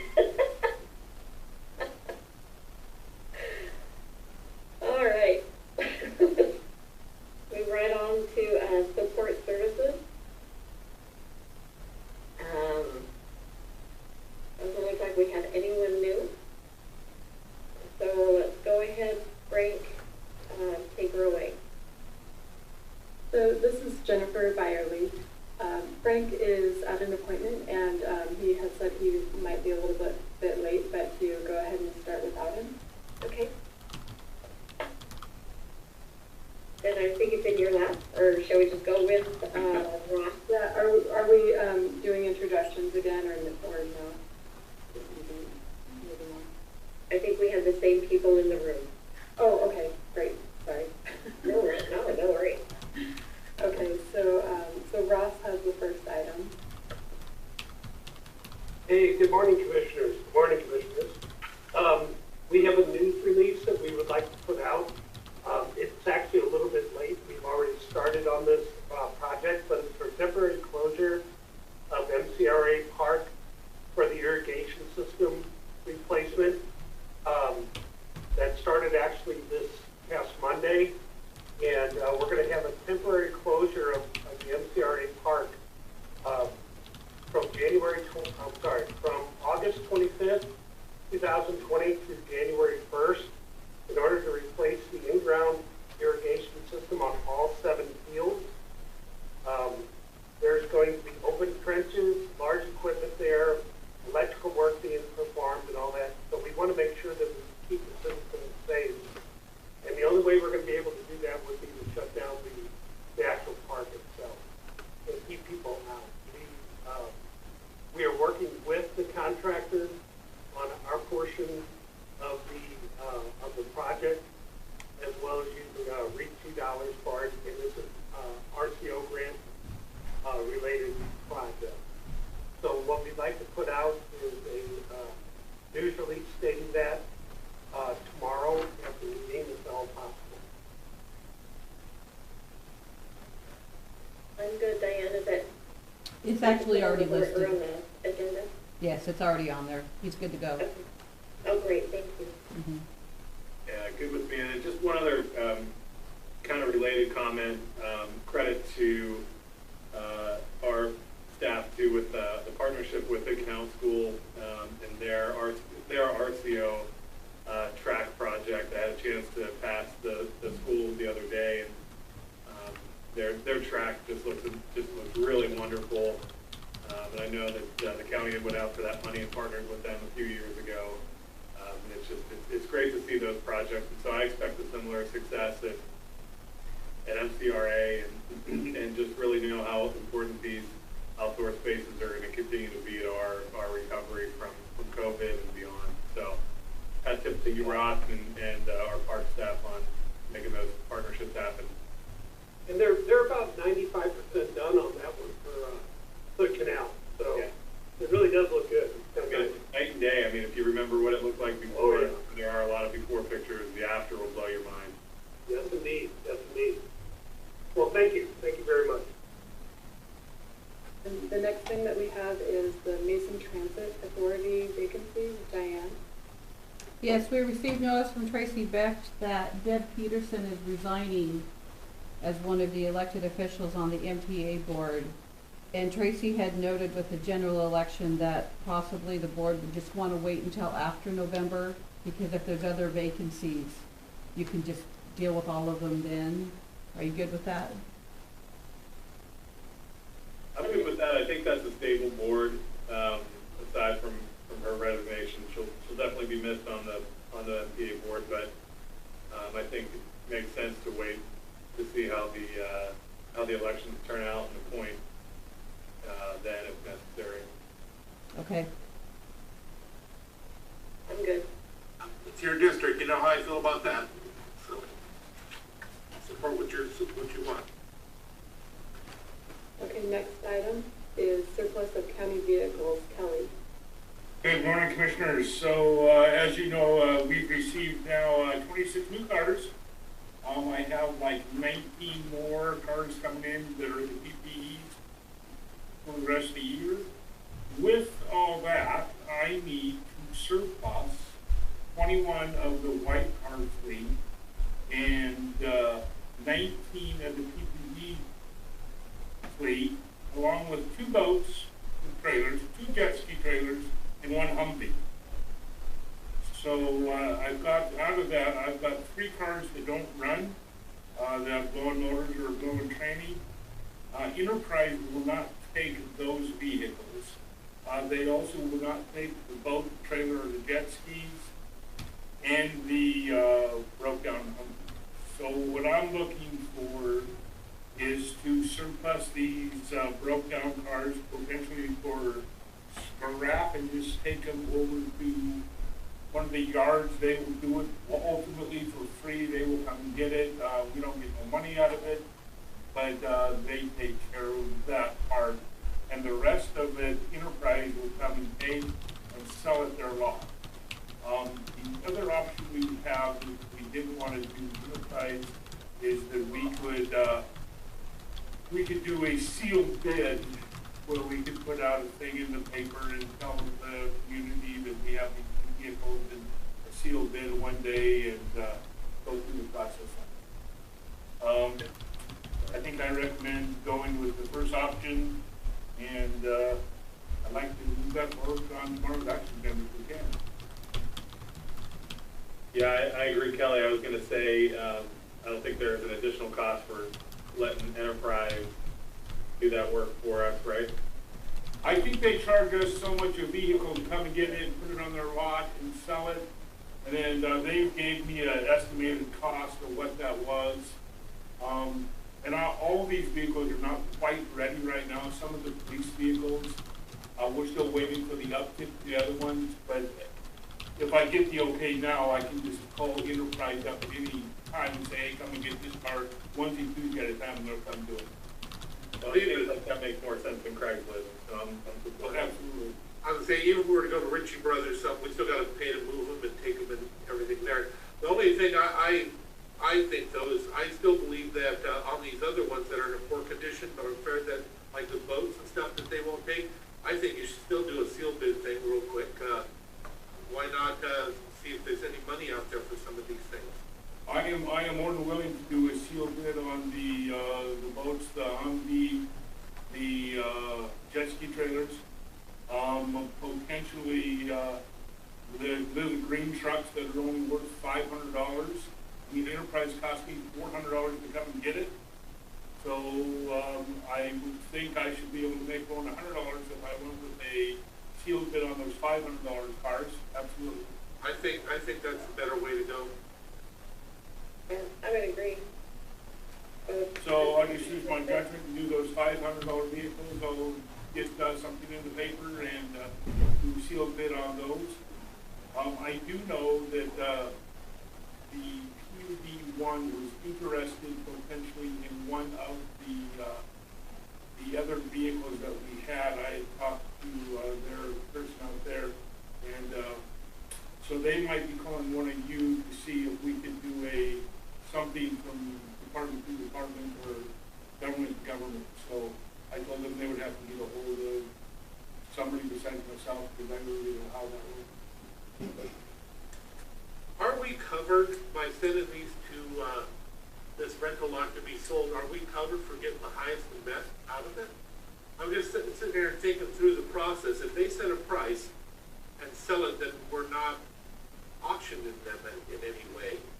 We're giving somebody the authority to sell it for whatever they seem proper. I'm not sure that covers our back for liabilities. Have we talked that out with the attorney? I have not talked to Tim or anybody on that. I'm sure we can. I think maybe we should, just in case. Because again, everything we do, when we sell something that goes the highest and best bidder, this situation doesn't seem like there's a highest and best bidder. It's sole source, and we're giving it to them at a rate that we think that it's valued. I'm just not sure that we're allowed to do that. So with that, we could sell the whole lot at Olson's on sealed bid, and that would be the highest and best. Well, no, I like the idea of going to them. I just want to make sure it's legal. Okay. Because, it makes sense. You have a salesman. A salesman actually usually makes you more money than just putting it out there for bid. So, but I just want to make sure that it's legal, that we can do that. Okay. I know that when we first talked with Enterprise, we had, they came in and we did an inventory of our vehicles, and at that point in time, and that was the deal, that they would come and get our vehicles as long as they were runnable. I like it. So we'll just have Tim take a look at the contract. Do we still want this on the agenda for tomorrow then, if we're making changes? I think maybe give Mike a call today, Dorothy. Yeah. That might satisfy it. Okay. I will do that as soon as they get up here. Kelly. Yep, thank you. Thanks, Kelly. Okay, so the next thing that we have is the award for the CDBG grant, Building Connections and Strengthening Businesses in Mason County, Micro Enterprise Partners for Outreach and Business Training, Services and Technical Assistance to Entrepreneurs. And we did 2 rounds of RFP requests and received 3 very qualified proposals. We had the EDC, and we had the Evidence-Based Consults, LLC, and North Mason Chamber of Commerce. And a review committee reviewed, scored, and recommends a joint award to the EDC of $10,000 and $10,000 also to North Mason Chamber. So if the board is okay with this, it's already on the action agenda for tomorrow. And so we're requesting approval to move forward. I'll support it. Jen, just real quick, who was all on the scoring panel? I'm not sure. I can find out and get back to you on that. Okay, not a deal breaker, just curious. I'm supportive. Okay. I think it's great. Thank you. Great, thank you. I'll go with recommendations. Okay, thank you. The next item that we have is the annual subrecipient agreement with the Community Action Council of Lewis, Mason, and Thurston counties for the CDBG Public Services Grant. This year's award is $98,725, and it is also on the agenda for tomorrow. If you're good with that. Yes. Yep, I'm good. Okay, thank you. The next thing is the financial policy policy again. Third time's the charm, hopefully. So the only change from the time that it was briefed in June is we took out the part on page 15 under payroll about PAF being entered for every employee change, since it's already talked about in the employee policies, in the personnel policy. It seems very redundant to stick anything in the financial policy when it's not truly financial about PAF. So we removed it, and if everyone is good with it, we will put that on. This one doesn't have to go on the August 25th agenda. It's not on there currently, so just on the next meeting is what we are asking for. I'm good. Okay. Thank you. Thank you. And the next item is the Mason County financial report through July. So on page 2 of the report, we have the revenue. So through July of this year, we received $21,850,000 in revenue for current expense. Last year at this time, we had received $22,365,000. So the major changes, I think, are in the between last year and this year is the treasurer's revenues were $750,000 less than we were at this point last year, and then the indirect payments from other funds were about $300,000 less, and then in other departments, there's in the auditor's office, we actually have received $527,000 more this year than we did last year, and I believe that's to do with the grants that they have right now, and then the election year. But I did not check with Patty McGuire on that, so just speculating. And then our community development revenue is very high. We're about $200,000 more than we were at this point last year. And Jennifer, is that because of the grant or the CARES Act? For community development, no, that is just from their the building revenue being very high. Great. Yeah, so that's very good news. Any questions on the revenue before we move on? Yeah, the clerk, I'm looking at a huge amount of $140K difference. Do we know why? I'll verify with them, but I believe that has to do with us being closed. But again, I will verify on that.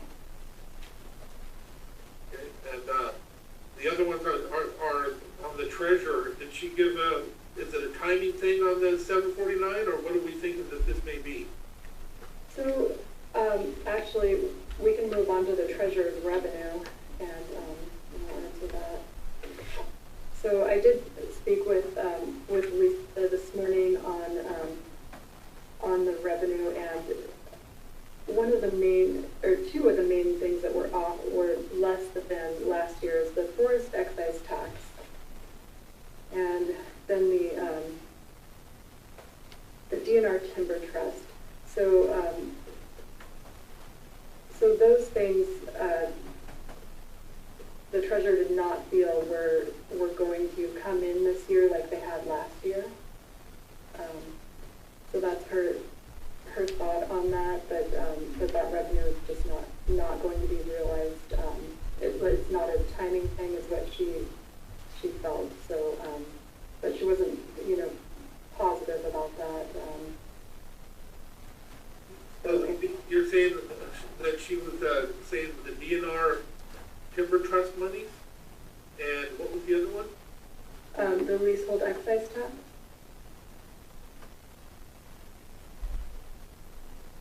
Yeah, those are very small. Yeah, and she didn't know for sure. And also see if I can do a little bit more research on that and find out, you know, if it's related to COVID at all, or if it's, Jennifer, it's Lisa. Hi, Lisa. Hi.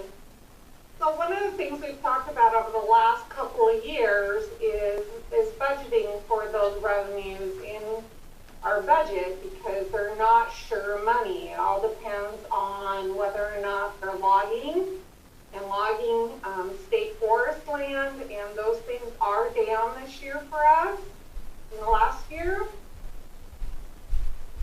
And with COVID, I think it is having some effect on what timber sales that they are currently contracted for. So there may be a delay, there may not, but I don't have the revenues to, you know, it just depends on when they come in. They don't always come in quarterly. We did have a meeting with DNR recently, and with their projections. Maybe we should share those with folks as well. But it does look like their trends are up and down, of course. And you're right, we never know. We never know. Yeah. But I appreciated their explanation and spending time with us. But yeah, you just never know. And I just think that this year, COVID has had an effect on everything, including the timber sales. Yeah.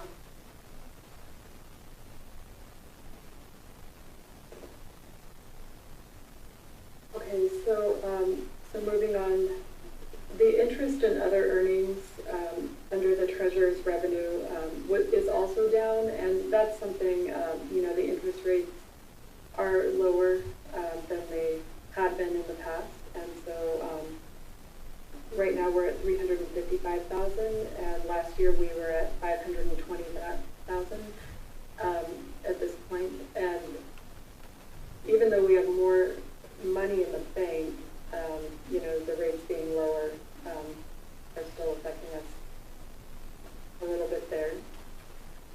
And then that's where one of the biggest ones are, right there. Yeah, so between that and then the DNR Timber Trust and the leasehold excise tax, those are the biggest things that we, you know, the biggest reasons for that $750,000 deficit from last year.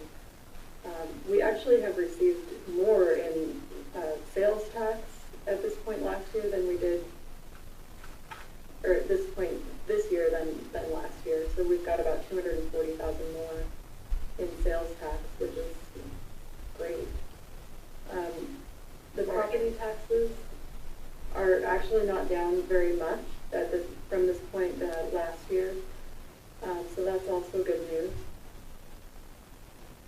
But we're also at benchmark though, so all in all, even though it looks bad with that number being at benchmark, we're still doing well.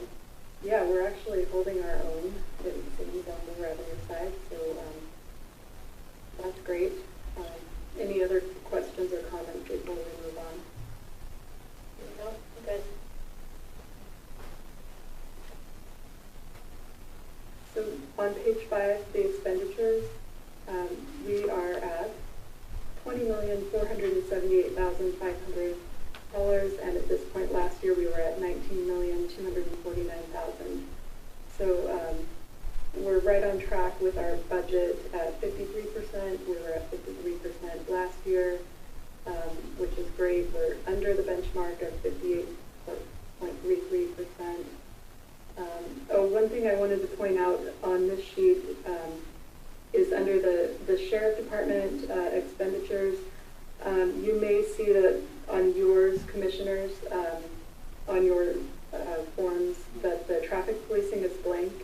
I updated it Friday and it was put online. It's actually, we're at $1,284,000 in traffic policing expenditures, and we're at 59% of the budget of $2.16 million. So wanted to point that out. Any questions on the expenditures? Now, just back to the revenue, are we including the CARES Act monies that are coming in? On the revenue? Yeah. So it's not, since this is all cash-based, we have not seen anything in CARES Act funding yet. Good. Well, that's good. That's what I thought. It is, yeah, and on the expense side, yes, the expenditures that we have expended are included in that $20 million figure. It's not the revenue coming in, so it's a good place to be. Thank you. You're welcome. On page 6, we have the 6-year current expense and other funds, specific revenue streams comparison. So again, the community development revenues are doing extremely well. They're up over the previous 5 years at $1.245 million. The detention and correction services are up from the previous few years at $63,000. The property taxes are holding steady at 5.844, so we're not looking bad there. Again, and the road diversion property tax, and then the county road property tax. So the county road property tax is actually higher. We'll check that out.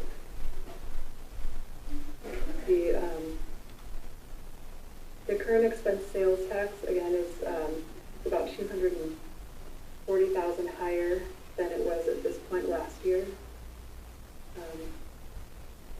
The criminal justice taxes and entitlements are at $1 million. They're higher over the previous 5 years. The rural sales and use tax fund is higher at $460,000 than over the previous 5 years. Same with the homelessness prevention filings are up.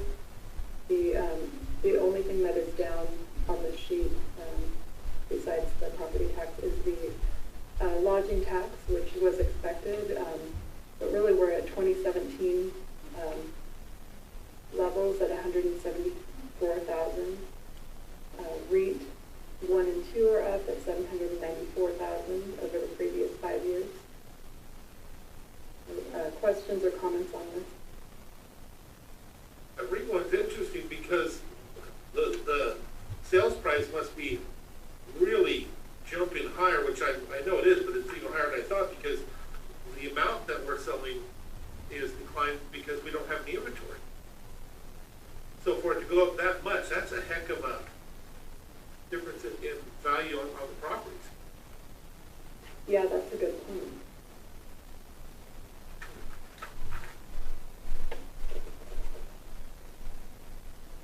So on page 7, we have our sales tax.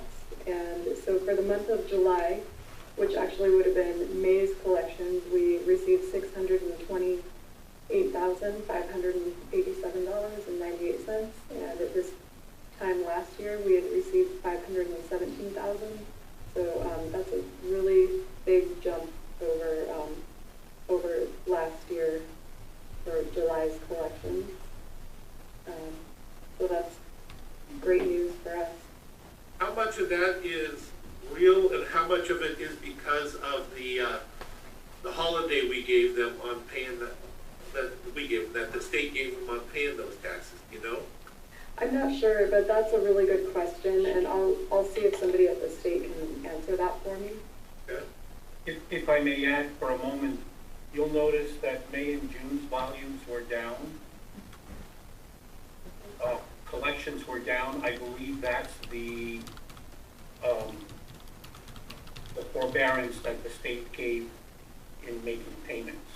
That's what I was wondering. But we don't know how much of that jumped this one up, if they're paying it now or they're waiting until the end of the year. I don't even know how that would have to come from Department of Revenue. Yeah, I can check with them, Frank, and see if they have an answer for that. And I'll bet that if we're wondering, other counties are wondering as well, so I bet they should have an answer for it.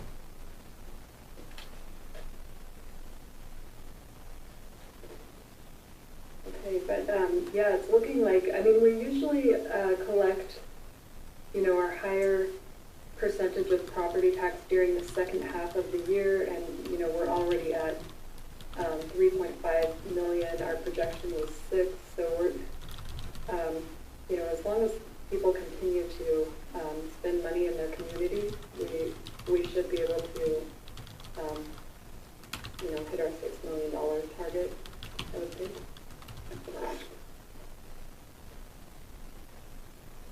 On page 8, we have the recap and the current expense cash balance. We have 13.5 million, and in the previous 5 years, we had, well, last year, a little over 11 million. So cash-wise, we're looking good. And again, we're at 57% of our budgeted revenues overall, so we're a little bit lower than, you know, overall in current expense than our benchmark, which would be 58%. So, you know what month is our low month? I'm trying to remember. Lisa? Yeah, Lisa probably knows off the top of her head, and maybe Frank. I want to say it's August. Let me look real quick. I happen to have it up. Okay. In the past, we got way down in cash. I was just wondering what months those were. It's generally January and February before property taxes go out, and again in August and September before we collect property taxes for the second half. Okay, thank you. Absolutely correct. And if I may add, these numbers at 13.5 million don't include at least $1 million refund or reimbursement we'll be getting from FEMA for payroll expended for COVID. That's on our expenses. Yeah. That, as you recognize, isn't in our revenues yet. Yeah, and the 13 million also does not include the retro payments for the union, so that'll be coming out there. When does that come out? Probably, I would think October, but I'm not positive on that. Maybe the end of September, but most likely I would think October. Do you have a rough number that you can throw at us and overdo it? Frank, you might know that number. I'd have to calculate it. I'm not sure which ones are still not booked. So I don't have a number yet. Okay, thank you. On page 9, we have the special and other funds cash balances. We are overall at about 32 million, which is a significant increase over the previous 5 years. We're over 3 million, closer to $4 million higher than last year. So, so all the other funds, or most of the other funds, are looking pretty good at this time as well as current expense. Questions on that before we move on? Are we thinking on the REITs, on the capital improvement REIT 1 and 2, have we taken out any of the monies for the sewer? Were those taken out early, or are we doing that late? So we've taken out half of the money for the sewer, Okay. and the second half usually comes around September, October-ish. Same with the 09? The 09, I believe we've transferred all of those funds to them. That's right on my crease, so am I seeing 700,000? 719, I see it, thank you. Oh, yeah. Really, that's really up there.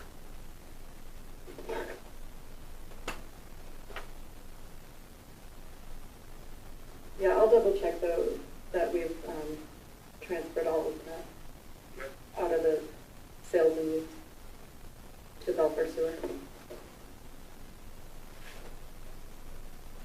And on page 10, we have the motor pool and ER&R budget and actuals. So for current expense and health, we have budgeted $658,000. And so far, through July, we've expended $151,300 to, for all of the motor pool expenditures.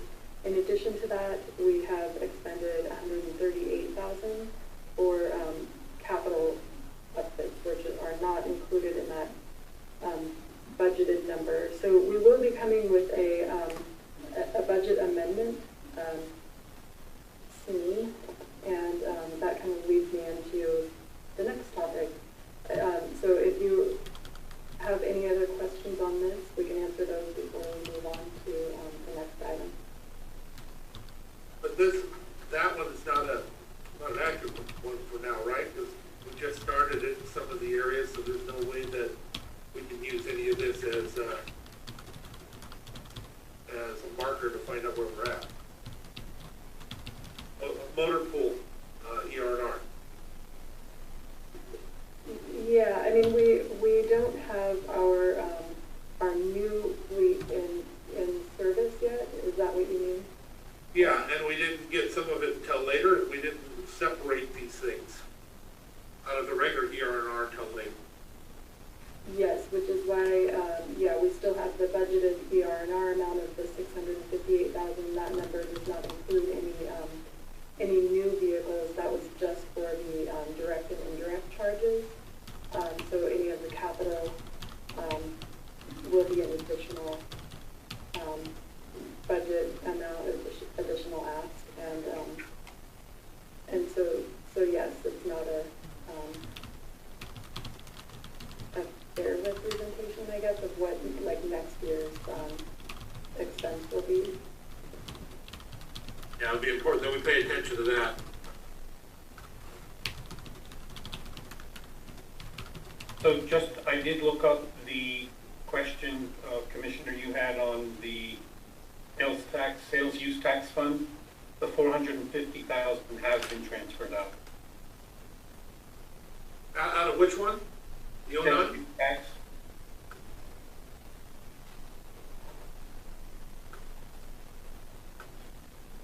Yeah, that's the .09 fund. Yeah. 0.09.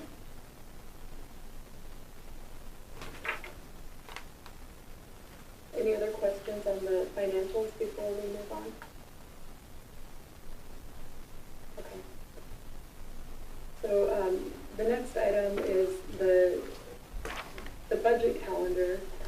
So the third quarter budget amendment and supplements were scheduled for September 15th. And so we're just asking to move that until November 3rd, just so we can make sure we're gathering everything for COVID. And then, we have the the motor pool vehicles to add to that in addition. And then looking at the contracts that have been adopted, looking at possibly adding those dollar amounts as well. And then the odds and ends that come in third quarter is generally a large ask. When we do that, before we do it, is it possible for you to take what you had just given us and throw that into the mix if it's all approved, just so we can see what that looks like? Yeah, so take what I had just given you and then what it will look like. Yeah. Sure, I can definitely do that. Give us the percentages and everything else right before we do it. That'd be great. You don't have to do it right now. I just mean before we do it for our budget adjustment. Yes, I can do that. Does this do anything to potential quarter four? No, I mean, I anticipate that we will still have a quarter four because there will probably be little odds and ends things that come in at the last minute or in November. It takes so long to get everything together for the amendments and it's not so much getting it together. It's the process that is long, the advertising and all of that. So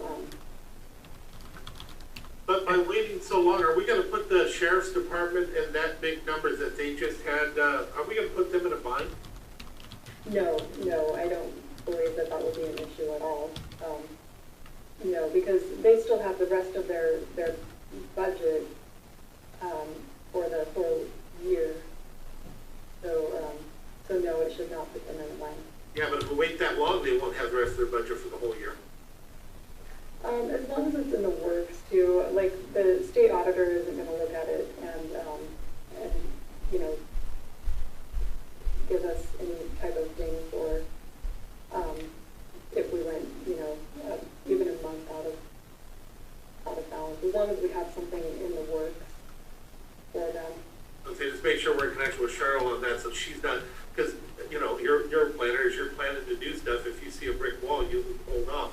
Make sure that she doesn't have a brick wall in front of her so she can do what she needs to do for moving money around. Okay.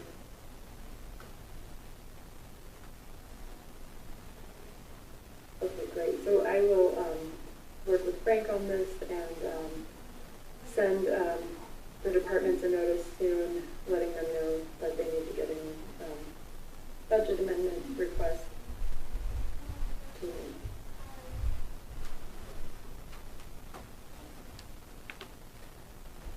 Thank you, Commissioners. Thank you, Jennifer.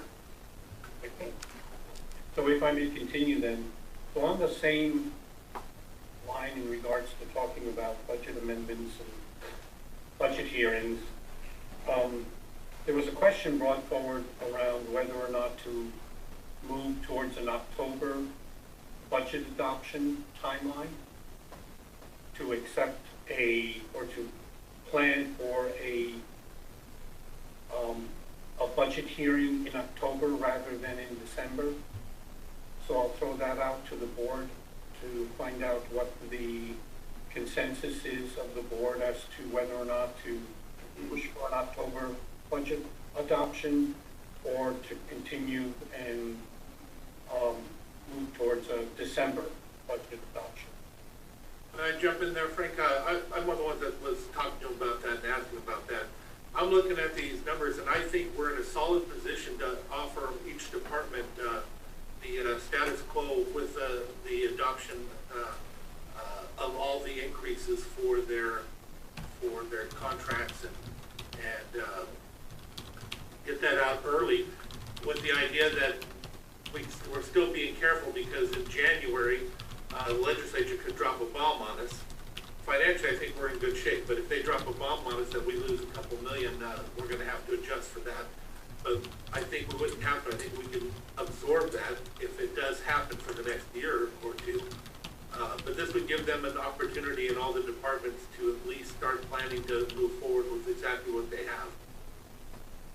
That's if they're willing to do it that way, because we've done this in the past. They may still want to come in and want to go over each and every part and try to get expansions of their departments.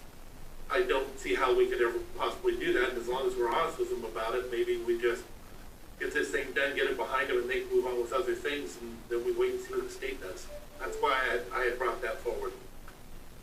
Commissioner, when you talk about the legislature potentially creating a hole for us, what do you have in mind there?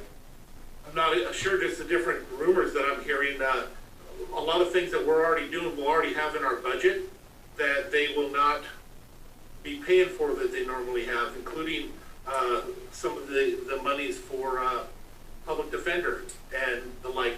We don't know what it would look like. Depends on what they bring forward. It's just a risk that we have out there. Right now, I don't think we have any major risk on the county if things stay as status quo. The only thing that we have a risk is if somebody that's not inside the county adjusts things on top of us that we have no say for.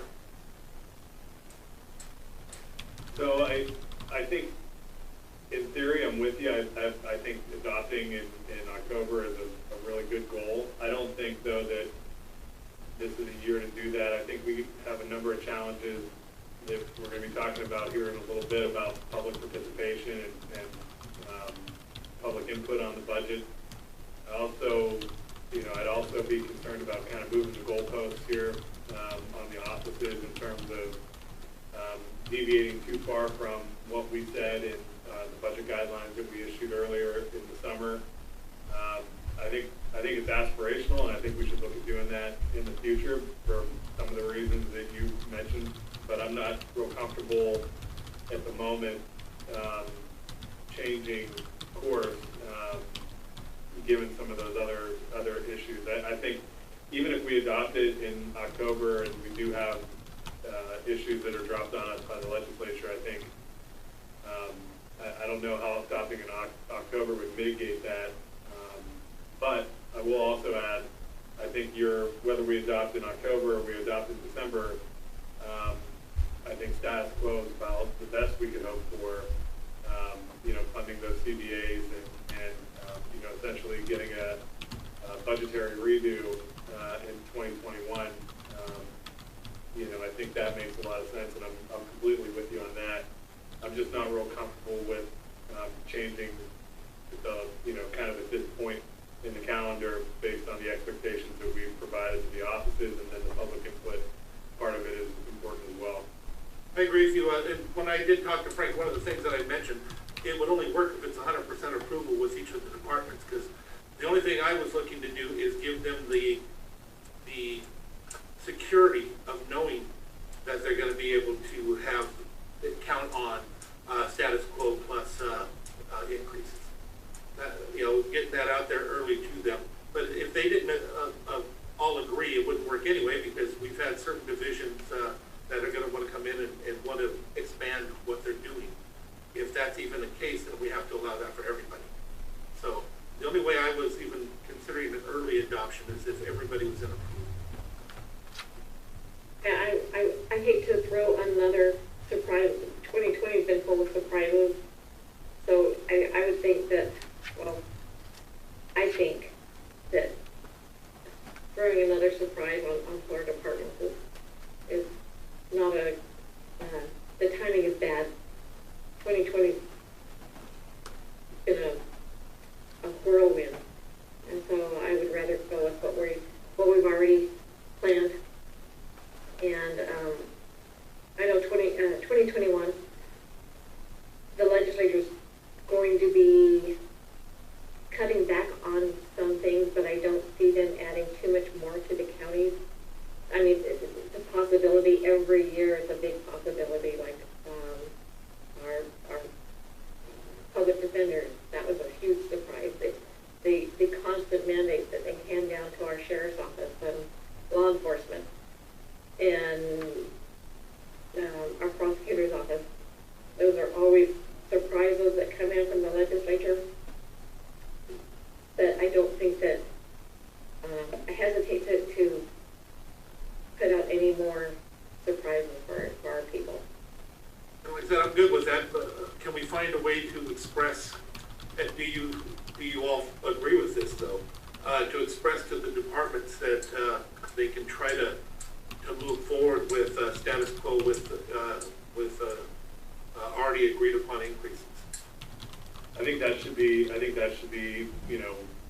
where we go. The only caveat to that, again, would be anything COVID related, if we have to make adjustments. Yeah. In order to kind of meet those guidelines, so that would be what I would be looking for in a budget conversation. But, I think we're weathering the current financial outlook. We're doing, we're making it work. But I don't think it would be appropriate for offices to think that this is a year for us to be buying, a whole lot. Again, unless there's a connection to COVID and our response to that, I think that's going to dominate. So I'm very much in favor of saying status quo plus CBAs. I would agree. I think that's the logical way to proceed. Okay, then that's where we'll go, is we'll continue down the path of doing a December budget. We'll schedule budget workshops after we get through prelim and into the budgeting season.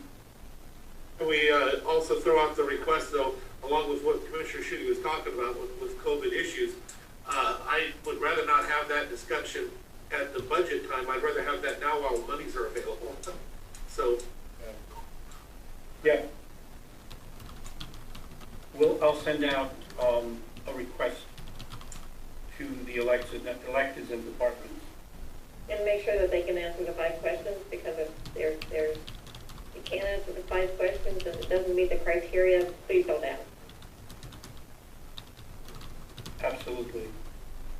So I want to back up there. Frank, you mentioned budget workshops. Is that what the board wants to do, is hold budget workshops? And if so, what are you thinking of then? I would imagine Zoom, but that kind of goes into our whole scheduling. Yes, that's a good question. And we can defer that until we get to the scheduling and the opening and the public participation part of our briefing. And that's exactly why I brought it up, is because of that. If you had 100% buy-in, then we could move forward. But if you didn't, and they wanted to have meetings, then we need to have them with everybody. Actually, then I can send that email out in a slightly different way to see if we can get buy-in from the electeds and the departments in regards to budget workshops. So I'll have something for next week on that. You know, at a minimum, I mean, obviously, I think we need to have at least, you know, that initial workshop for us as well, where we, you know, review the preliminary, and put together our revenue projections and our, you know, have that conversation. You know, again, I think we need to do everything we can to hew towards, you know, having a very public-facing process as much as we can within the limitations, and hopefully by having the conversation about, you know, ways to improve or increase participation utilizing technology, you know, hopefully we can still go through some of those workshops or workshop type processes, so that there is that public eye on the process. Yeah, exactly. So I'll be bringing that forward next Monday as well then. Next item is a property offer on phase 580 East Wood Lane. We had somebody put an offer on that parcel for $5,000. The assessed value is $6,400, and the county is owed $1,200 on this parcel for fees and services as part of its tax title collection. Frank, this is Lisa, and I was just looking at that. You're also getting the foreclosure costs, which are another $1,900.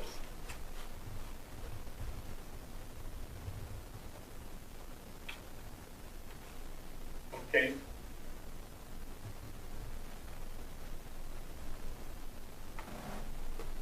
So that's $3,100 of outstanding dues against the bid of 5,000, or offer of 5,000. Is it 5,500? 5,500, correct.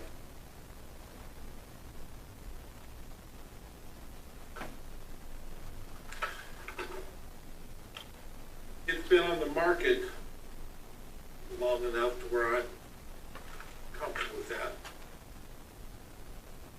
Been on 67 days at the time of this paper. That means the public's had plenty of opportunity to make a highest and best offer on it. And this is a highest and best.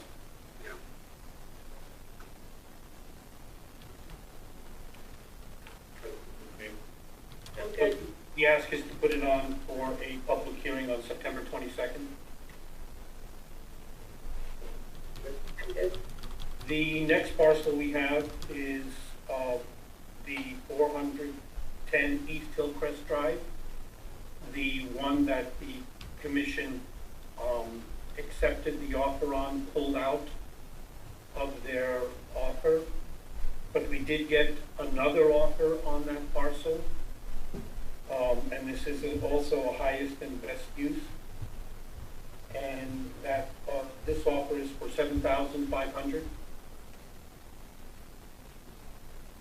There was a second offer on this parcel last week on Thursday, I believe, also a highest and best, and that was for $4,000.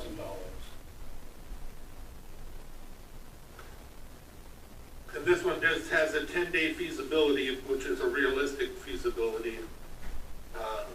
The one at 7,500, I'd be supportive of the 7,500 with those agreeing to that feasibility. Okay, so put it again also for a public hearing on September 22nd. The other commissioners are agreed. I'm good. Okay. So the next item is a grant that's been offered to the county through the Department of Commerce. It's called the CDBG CD1 grant. It's very similar to the public service and micro enterprise grant that we currently have with Lewis County and Mason County. This is COVID-related funds to mid to low-income families in Lewis and Mason County. It would be distributed through the Community Action Council by a sub-recipient agreement. There's a grant application that needs to be submitted on September 3rd.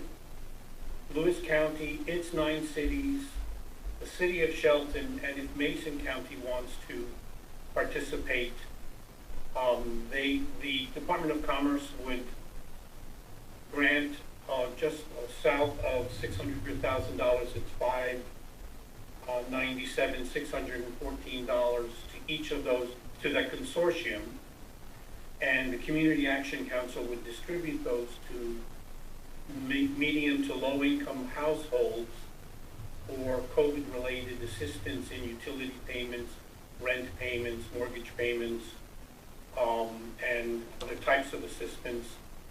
The Community Action Council would be doing the distribution, and Mason County would be managing the proceeds.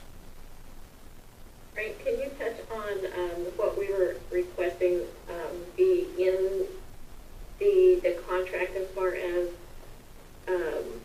the percent for Mason County?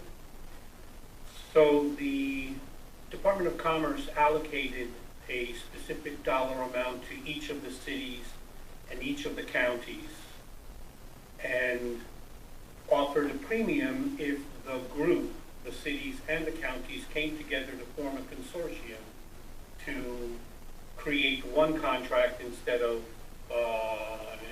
12 contracts. So the intent is to have the Community Action Council distribute the funds in the same proportion as the Department of Commerce submitted the allocations to each of the cities and each of the counties. So the funds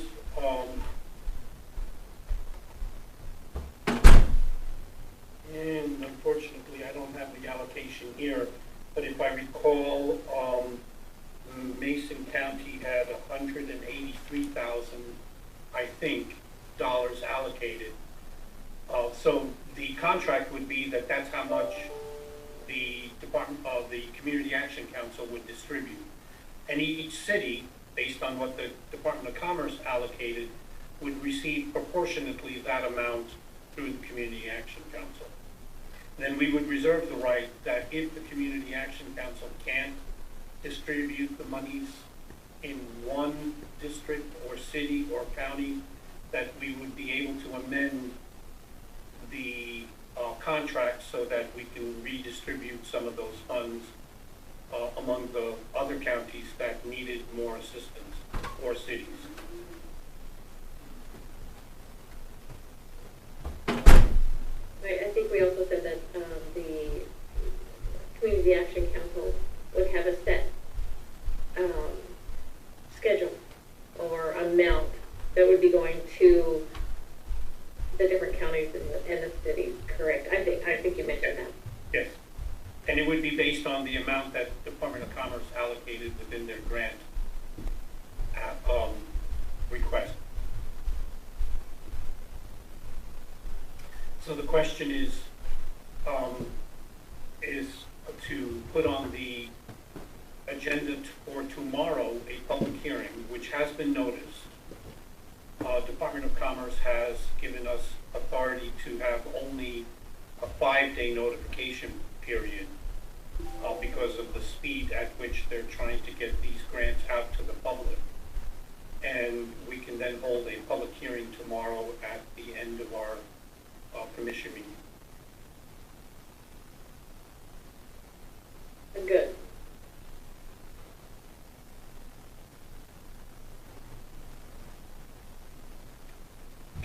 Can we put it on the action agenda for tomorrow? It is on the agenda. Well, I mean, it just, I won't be here to participate in the hearing. So I will, you know, I'll abstain for the minute. I mean, I guess I'm interested to hear what Commissioner Netherland has to say, until he will be here. There's things that I still wish it was being handled differently, but at the same time, it is what it is, and I will, at this point, I can't think of any reason why not to support it. So I'll be supportive of moving it forward right away. At least we'll get the money out as quick as we can. Right, I do think that we stated in what we wanted in the contract was that the monies were appropriately divided. So I specifically stated that the north end be appropriately dispersed. And I appreciate that. My concern was just more hands-on and us knowing our own areas and where to get the help. That's always been my biggest issue. But I'm very appreciative of you doing that, Commissioner. Thank you. Okay, so we will then put it on for tomorrow as a public hearing. Next item is NCSO Specialist Classification Update. This is just an update to the board. The Sheriff's Office is asking to combine 3 classifications: the Record Specialist, the Support Specialist, and the Clerk. Those are 3 jobs currently, and what they would like to do is to create 1 classification out of that so that there's a first tier, a second tier, and a third tier of a specialist, rather than have 3 separate classifications. It would be the same jobs, basically, but there's a lower entry-level clerk position, there's a medium clerk position, and then there's a senior clerk position. These would be combined into 1 classification. It makes the civil service component of it much simpler for them to manage. They have 1 list instead of 3 lists that they need to control, and it simplifies their HR hiring process. The civil service has already approved this from their perspective. I'm not looking for approval at this moment from the board, other than to let the board know that we're going to start a communication process with the union to incorporate them into the conversation at this point. Is there any concern from the board in regards to moving forward with that? My only question would be on how we set that up. If it's set up for the position is established as a position hired into that position, or if they automatically move up with time. So that you all 3 at the end at the same level. Or if I can ask Travis to pipe in for a moment. I'm here, Frank. Oh, there you are. Okay. So, no, it's not a change to the number of persons per each classification, if you will. It's just an adjustment in the names of the titles of the classifications, and gives them an opportunity to advance to a next level without having to go through the whole civil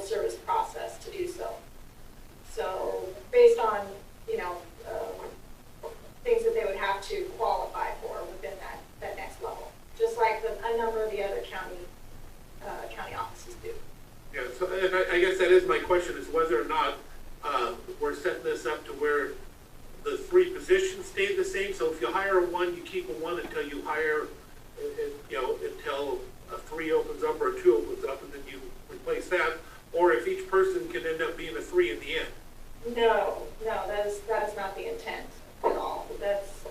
If we would maintain the same level that we have now, the clerk's numbers would stay the same, the record specialist numbers would stay the same, and the civil service number would stay the same.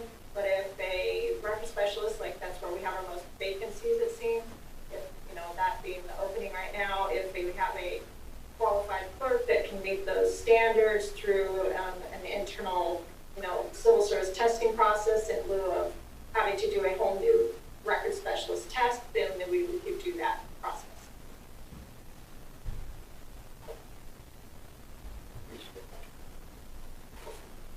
So it wouldn't be a time and seat.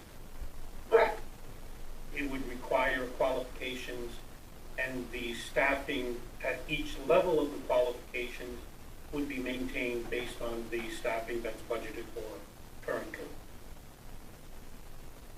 Yes.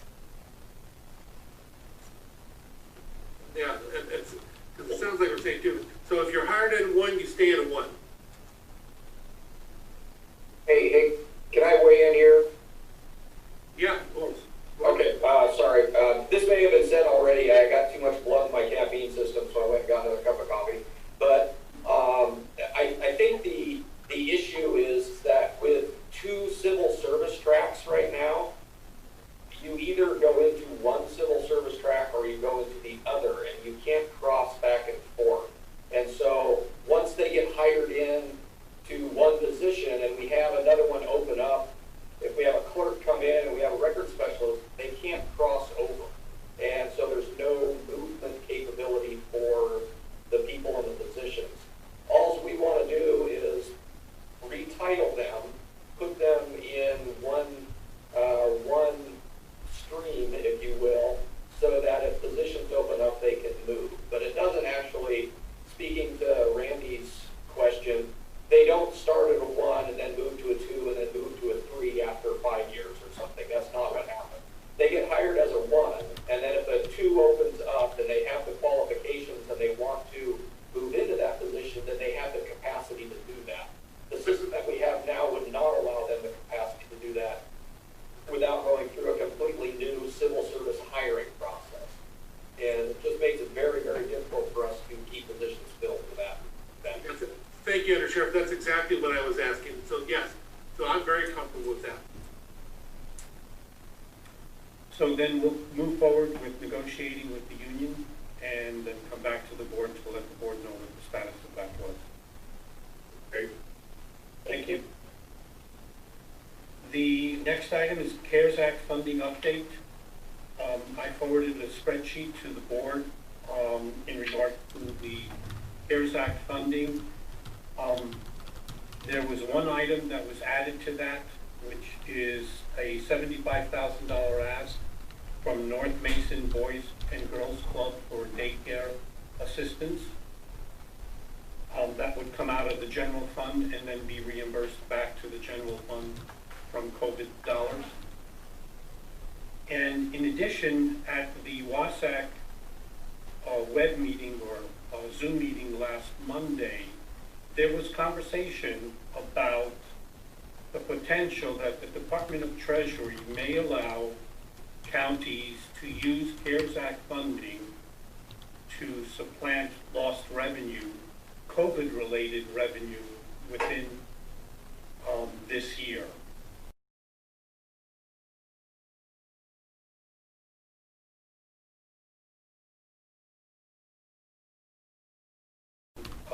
Meeting. So what we have currently is we have $692,000 that is not dedicated to a specific expenditure yet. The only revenue that seems to have fallen off might be fuel tax revenue within the roads department, and fee revenue specifically within the clerk's office and throughout the county, are fee revenues that may have fallen off due to COVID. Sales tax revenue doesn't seem to have fallen off. Property taxes don't seem to have fallen off, but there was comment that maybe the Treasury Department is coming down with some alterations to what were approved expenditures to include revenue recovery for the county. But those are the only two things you could see where that would come into play? Yes, I believe so. Frank, what about lodging tax? That might be as well. And that would be COVID related, so yes, it might also be included there. Frank, can I ask a question about the North Mason Boys and Girls Club? Was that for previous or is that for future needs? This is for future needs. Okay, because we've been working in the area command on trying to figure out the whole issue of daycare systems, and that I take it that they're going to keep going from this point forward doing the daycare, as far as you know. Yeah, I'll chime in on this if I can. So I was approached by Katie Musgrave from Boys and Girls Club in North Mason. This is for their fall term. They're going to continue. They have their own separate building up there that is not run by the school district, so they have a little bit more flexibility. And so this is to assist in their operations. It's open currently to, they have their own, kids that they have, enrolled in that, but they also have additional capacity that, that they could fill, whether that be for first responder families or for county employees in the north end that would have a need for childcare. And then on the other side of it, I've also had conversations with Kyle Cronk from the South Sound YMCA. They're looking for a location in the south part of the county. And I know Frank and some others have been trying to help get them a location secured so that they could provide daycare down in this end of the county as well. So I think between those two, I think there would be some options there. They'll have the capacity. Initially, the Boys and Girls Club tried to get funding through CARES Act, through the United Way, and the United Way didn't fulfill that request. And so they reached out. I had a conversation with, like I mentioned, with Katie, and they put forward a proposal to help with their operations into the fall. So, I think it's CARES Act eligible. I think it makes sense. I think it has, definitely there's the need with schools being remote into the fall, as well as the EOC conversation that Ross mentioned with, first responders, frontline workers looking for childcare options. So I think it's a win-win for us. Definitely. I just didn't want to be duplicating efforts here. Yeah. That's something that we were assigned to do. And I was actually running with that. So I'm glad that there's already stuff there. Yeah, and I didn't want to bring it up too much because I do especially for the Boys and Girls Club, I know the funding is going to be key to that, and I didn't want to send down that rabbit hole without, us having a conversation first about funding. The South Sound Y is a little bit different. I think they have their own funding. I think they were just looking for help finding a location. They initially were partnered with Shelton School. Shelton Schools obviously are doing remote learning, and so they're not open to having other groups utilize the school properties. Right now, I think there's the old elementary school. Yeah, I know. I don't know. Frank might have a little bit more insight to how those conversations were going. They kind of did a warm handoff a couple of weeks ago. But I think I've also gotten Frank in touch with Allison Smith from Olympic College. They have a daycare center there that might be available. I think there's a variety of options, that we could be chasing down still waiting to hear back from Olympic College on that, but, you know, as you know, Ross, as the commission knows, this is going to be a critical issue for our community, and you know, those spaces are going to be at a premium, and so we'll to find partners for our own staff and for the community at large, I think is really critical. Just to update, Olympic College is still on the board. There's a possibility that they may be able to hand over the facility to us. They're not certain what the current occupant is planning on doing, but if the current occupant, which is also has a daycare there, is not going to continue with the service, then we have an option of potentially utilizing theirs. I haven't heard back yet from the schools in regards to the vacant elementary school, and there are a number of other options that we're pursuing. So as this kind of comes together and gels, we'll be coming back to the board to let the board know what other options are for daycare services, both at North Mason as well as South. So there's no objection from the commission if you and Ross could just kind of coordinate those efforts so that we're not chasing down the same leads, two different directions.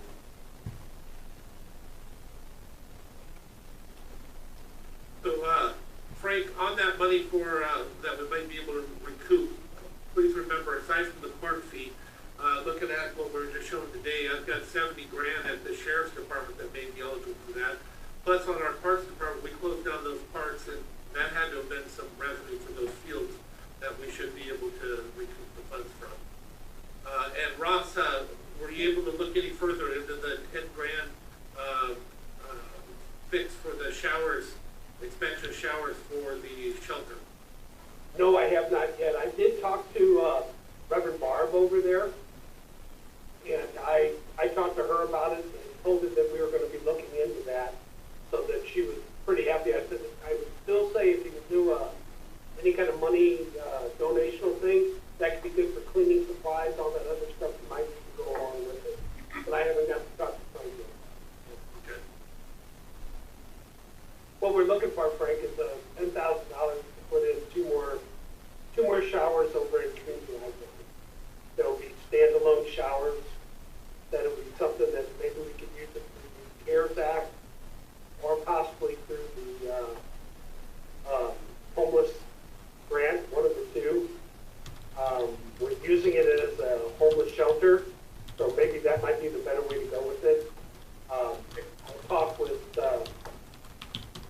I guess, Alex and with Todd, but I have a feeling it would come quicker if we used it through the CARES Act. And they're going from 25 people trying to shower when they get a chance to 50 right now because of we've given them. And that's because of COVID. So anything together would be appreciative. They're going to do a fundraiser, but it just seemed like an easy, low-hanging fruit one to be able to do something for the community there. Totally So agree. Frank, I'll give you a call. I'll give you a call after the meeting. Yep, we'll work on that. Okay. Also talking with the city about having them go year-round. So it's not going to be a seasonal thing. They could possibly be open year-round, so we're working that with the city. I want to say maybe late last year, or very well could have been earlier this year, given how time seems to not matter much anymore. They were going for, so they initially had applied for their conditional use permit to go to six months or whatever it was, and they were working with the city on because the city wanted to charge them again to expand their conditional use permit. And so if you have future conversations with the city, you maybe just check in on what they could do to help with those fees. I know that was an issue that, that they were having, and I don't know how it was ever resolved, if they ended up applying, and I know there was some talk of a rebate of some of the fees and that kind of thing, but just something to keep in mind as you talk to the folks over at the city, Sharon, that probably would go a long, long way to helping Community Lifeline out if the city was, flexible on some of that. Absolutely. One last thing, did we find a way to ever get reimbursement to the backpack program out there for the refrigeration unit of $5 grand? Haven't seen an invoice or anything from them at all. Okay, I'll get you that invoice, but did we find the pocket? Because at the time, we didn't have the pocket to get the invoice too.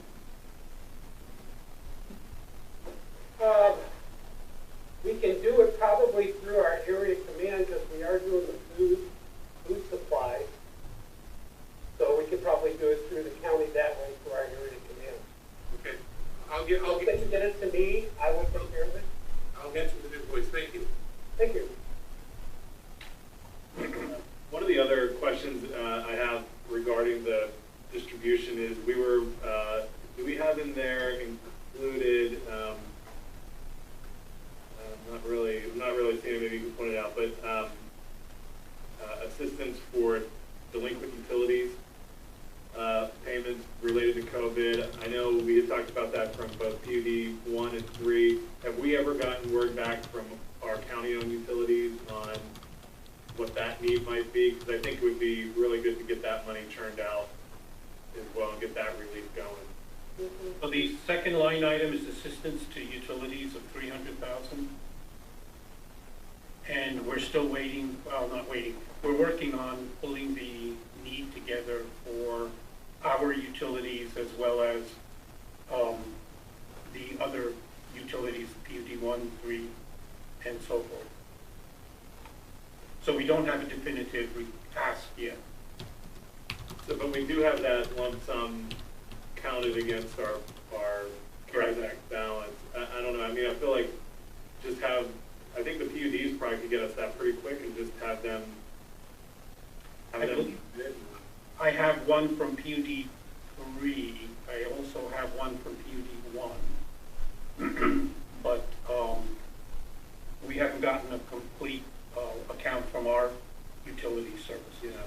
So I guess where I'm headed with this is I don't know how much longer it's going to take our utilities to get that figured out, but in the meantime, can we maybe move forward with taking care of what we already have from the PB?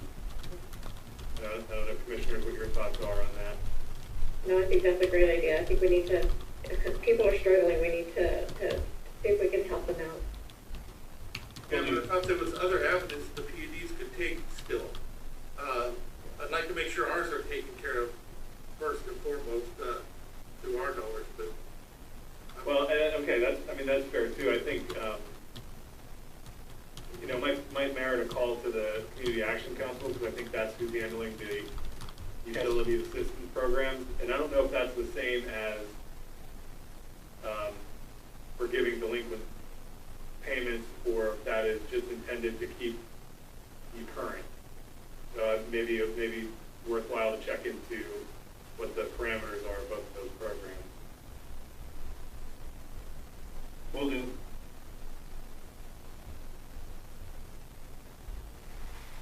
And then I'm also waiting for clarification on our capital project from Toby Hansen with the Commerce. So those are still up in the air, at least in my eyes. I don't want to jump forward until we have confirmation from Commerce before we do anything huge. Okay. Any other comments? Then moving to the next item is meeting schedule and public participation. So we have a public hearing scheduled for tomorrow, and what we are able to do for public participation, we put into the public notification the URL for the public hearing for tomorrow tomorrow morning's component of the COVID public hearing. The question that is still open is, as we move forward, we can have public hearings and continue with the Zoom meetings for the county board meetings and ask for participation via the Zoom meeting from the citizens, or we can require the citizens to come in to the board chambers and submit their public comments in the boardroom. The question is how would the board like to proceed with that? There are some security controls that we can have for a Zoom meeting. If we wanted to lock it up where people must register to participate, we can upgrade one of the Zoom licenses to one that allows for registration. But there are ways of muting the participants, and there are ways of allowing only for phone participation in the future Zoom meetings for the board. So the question is, does the board want to use the Zoom meeting or try to require the individuals to come in and voice their opinions in the conference room? Sorry, in the board chambers. If I may, Madam Chair? Yes.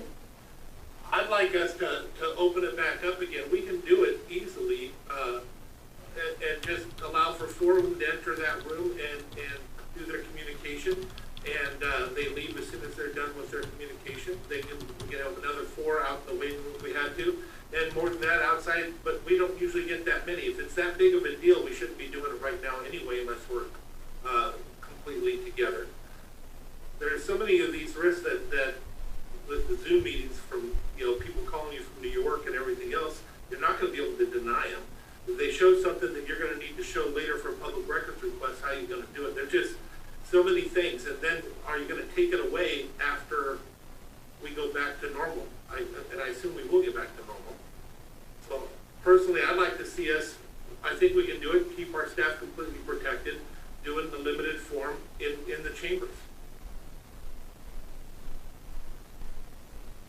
Yeah, I'm more of a proponent of Zoom. I guess I'm a, kind of creature of my generation and understand that, that it is manageable, but I think my bottom line is finding, ways to allow public participation is important. So if there is a way to manage it, where we don't have people congregating for long periods of time, or we don't have people, kind of overrunning staff, I'm very concerned about that. I think we need to be mindful of, our staff in those situations as well.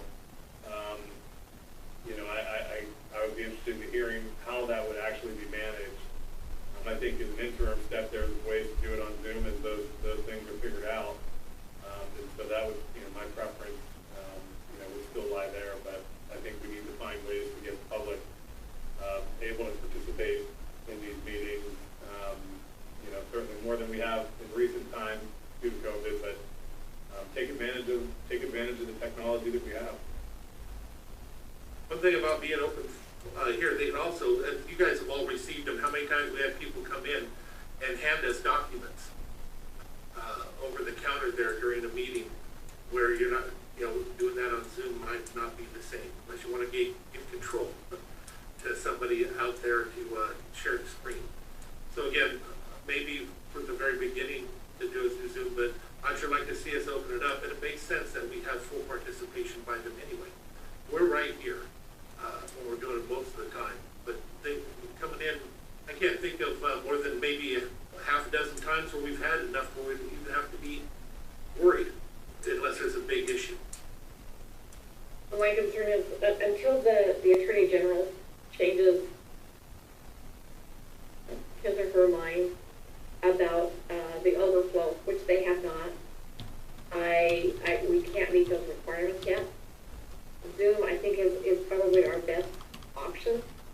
And there are many ways to do it. Frank and I've done some research on them, and I do think that Zoom and having participation from the public, it's very manageable, it's very doable. We've done it on many of the committees and the boards that I'm on. It's handled professionally, it's handled, the public is allowed and encouraged to participate. So in my opinion, until we get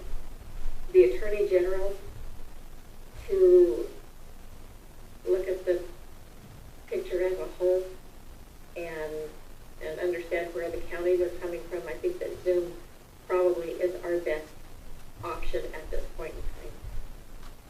But believe me, man, I cannot wait until we can open the doors and get back to normal.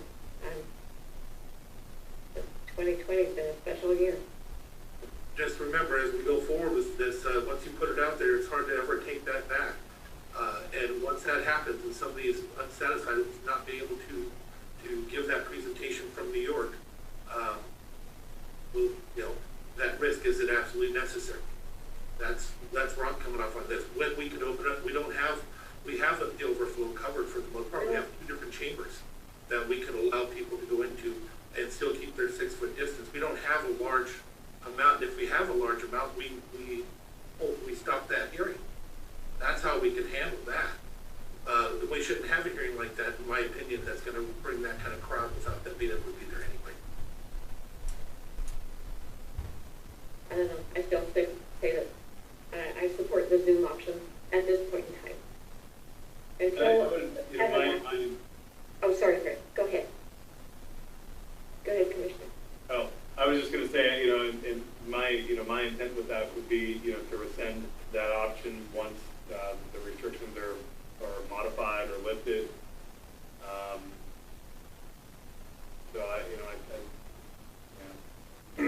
And we can include into any notifications about a Zoom meeting in which the public can participate, a notice saying this is only for a temporary period of time, and as soon as things come back to normal, this will not continue. Right, as soon as the governor lifts his restrictions, then it's business as usual. So that notice can be put out when we put out the Zoom notices for any public participation in commission meetings.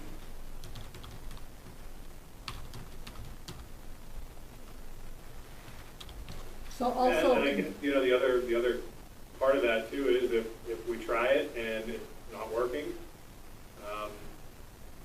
you know, I mean, that's, you know, there's some trial and error there, for sure. Well, I think COVID has shown us that we can all adapt, and if we all have made mistakes, every county has made mistakes,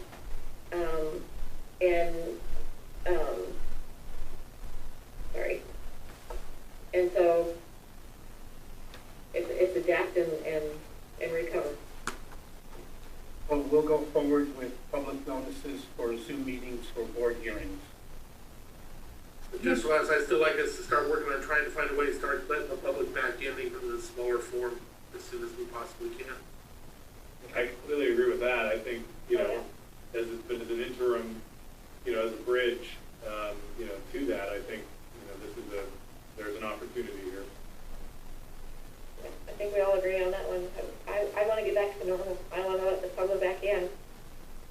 But until we receive guidance from the governor's office and from the AG's office, and they both agree with each other, I think we have to play it safe. And you know, the other thing I would add, I mean, obviously, Commissioner, your New York example is, you know, is well taken. I just, you know, I don't know that, you know, even in person, you know, we've never asked for restricted public comment to Mason County residents, you know, for what it's worth. I mean, I agree with you. I was more using it as because we have that new records request. There are those that will take advantage of it. That's what I meant. Not to restrict anybody from anywhere coming in and say anything. I just don't want them to use it as a tool to go after money from us again. so Commissioners, Okay. I have two questions, Frank. We'll move forward then with Zoom meetings and public participation and setting that up for our next, not tomorrow, albeit that it's already done for the public hearing component of it, but for future board meetings and public hearings. Last item is the county reopening, and this is, again, a conversation with the board and offices, the electeds on the second floor of Building 1 in regards to opening up the second floor using the queueless system, and possibly keeping the first floor closed until after the Labor Day holiday. So if I may ask either Patty or Lisa, if you want to chime in for a moment.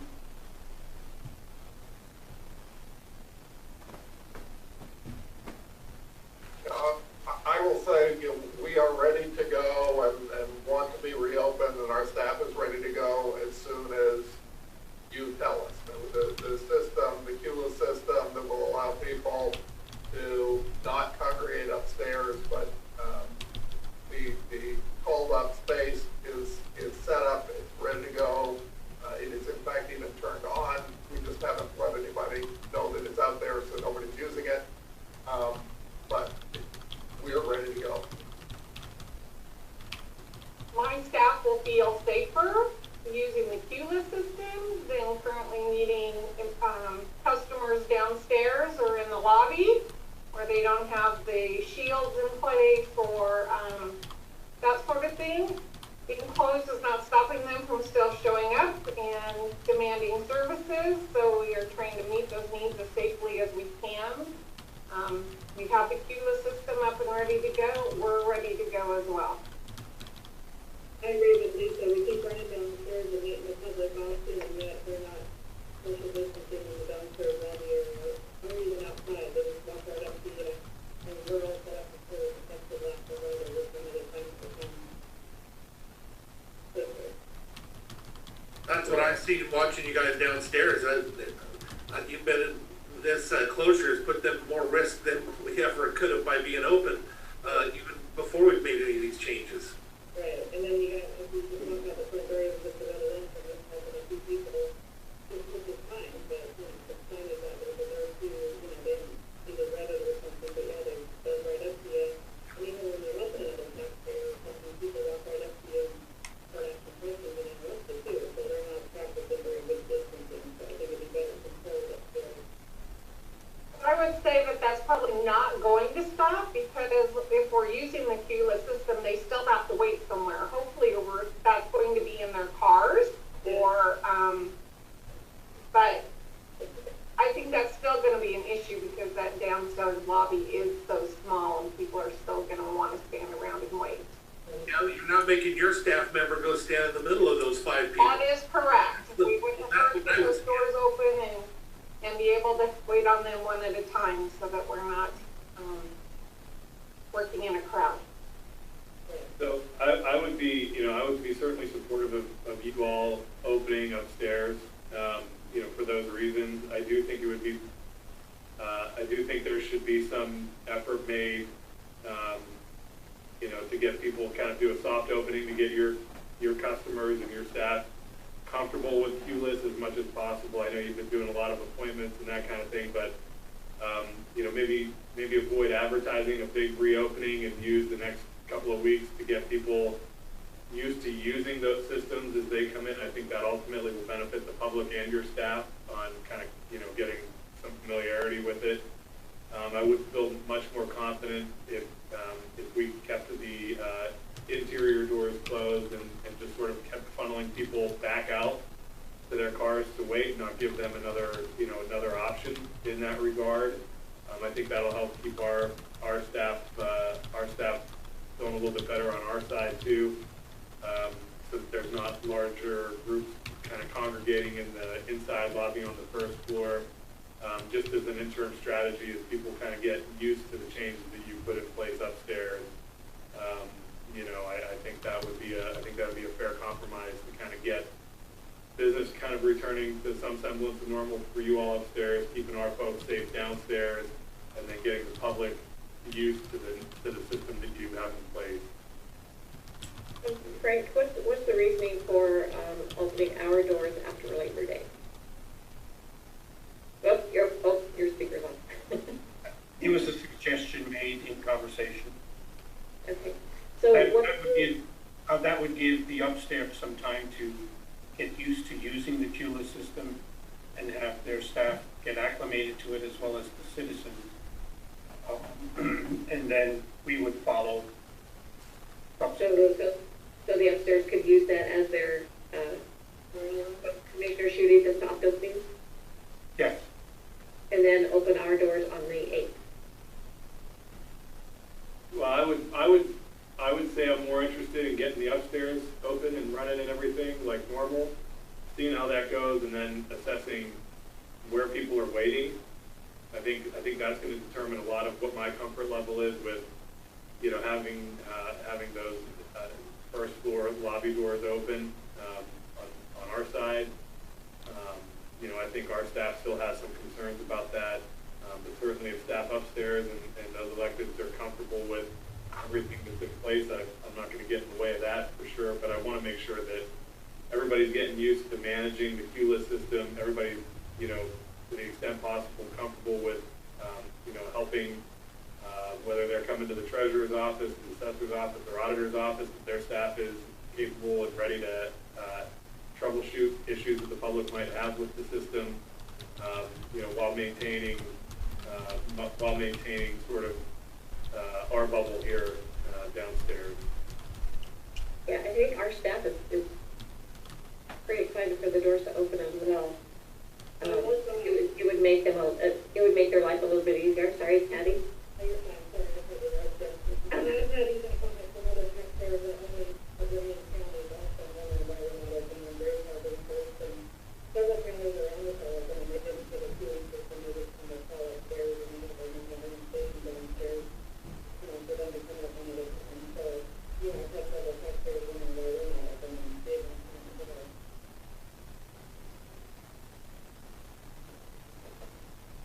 So are we thinking then maybe just doing a soft opening?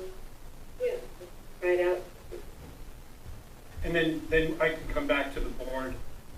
I believe the next board meeting after Labor Day is the 14th, and have a brief, another conversation at briefing around opening up the first floor. I'm good with that. I think that gets you guys moving upstairs, gets the system in place, and you can up and running and working for everybody, and then we kind of keep an eye on it and make sure people aren't congregating downstairs. I think you guys can do whatever you want. I mean, I think if when you're able to manage people people using the queue-list system, and I don't have a problem with that. I'm saying to keep our doors, you know, the way they are until at least Labor Day and see how things are working for you all. Because I want to avoid, my personal opinion, if the other commissioners disagree, that's fine. But people are going to be congregating then in our lobby. And so if we don't want people congregating in your lobby, then we shouldn't want people congregating in our lobby. And so if we keep those doors closed to ours, that moves people outside or back into their cars where you want them to be in order to optimize the whole point of the queue-list system. So that's why I'm saying you guys open up, get things rocking and rolling with your new system, get your, work out your kinks with people that, might come in and have trouble using the queue-list system. You'll be able to help them through that, and kind of let that habit build without having people congregate in our office. No, I would agree with you, and I think a soft opening is the way to do it. So we three will talk, and we'll just take our signs down and get the queue list system up and running in the next few days and see how it goes. And then we'll bring back on the September 14th briefing the opening of the first floor. I think it's also going to change when the weather changes. Yeah. They're not going to want to wait outside, so that's yes. A work in progress, right? So we'll be getting into flu season, and then we'll just have everybody on off then. It is my plan to continue to make sure that they know that they have options instead of coming in, but. No, I think that makes a lot of sense, Lisa. I appreciate hearing you say that. And so I have one more item to add to our briefing that came forward last week on Thursday or Friday. The Housing Authority came in with 2 proposals to purchase 2 of their apartment complexes that they would like to discuss with the board. I had indicated to them that it's up to the Housing Authority as to what and how they approach these 2 proposals.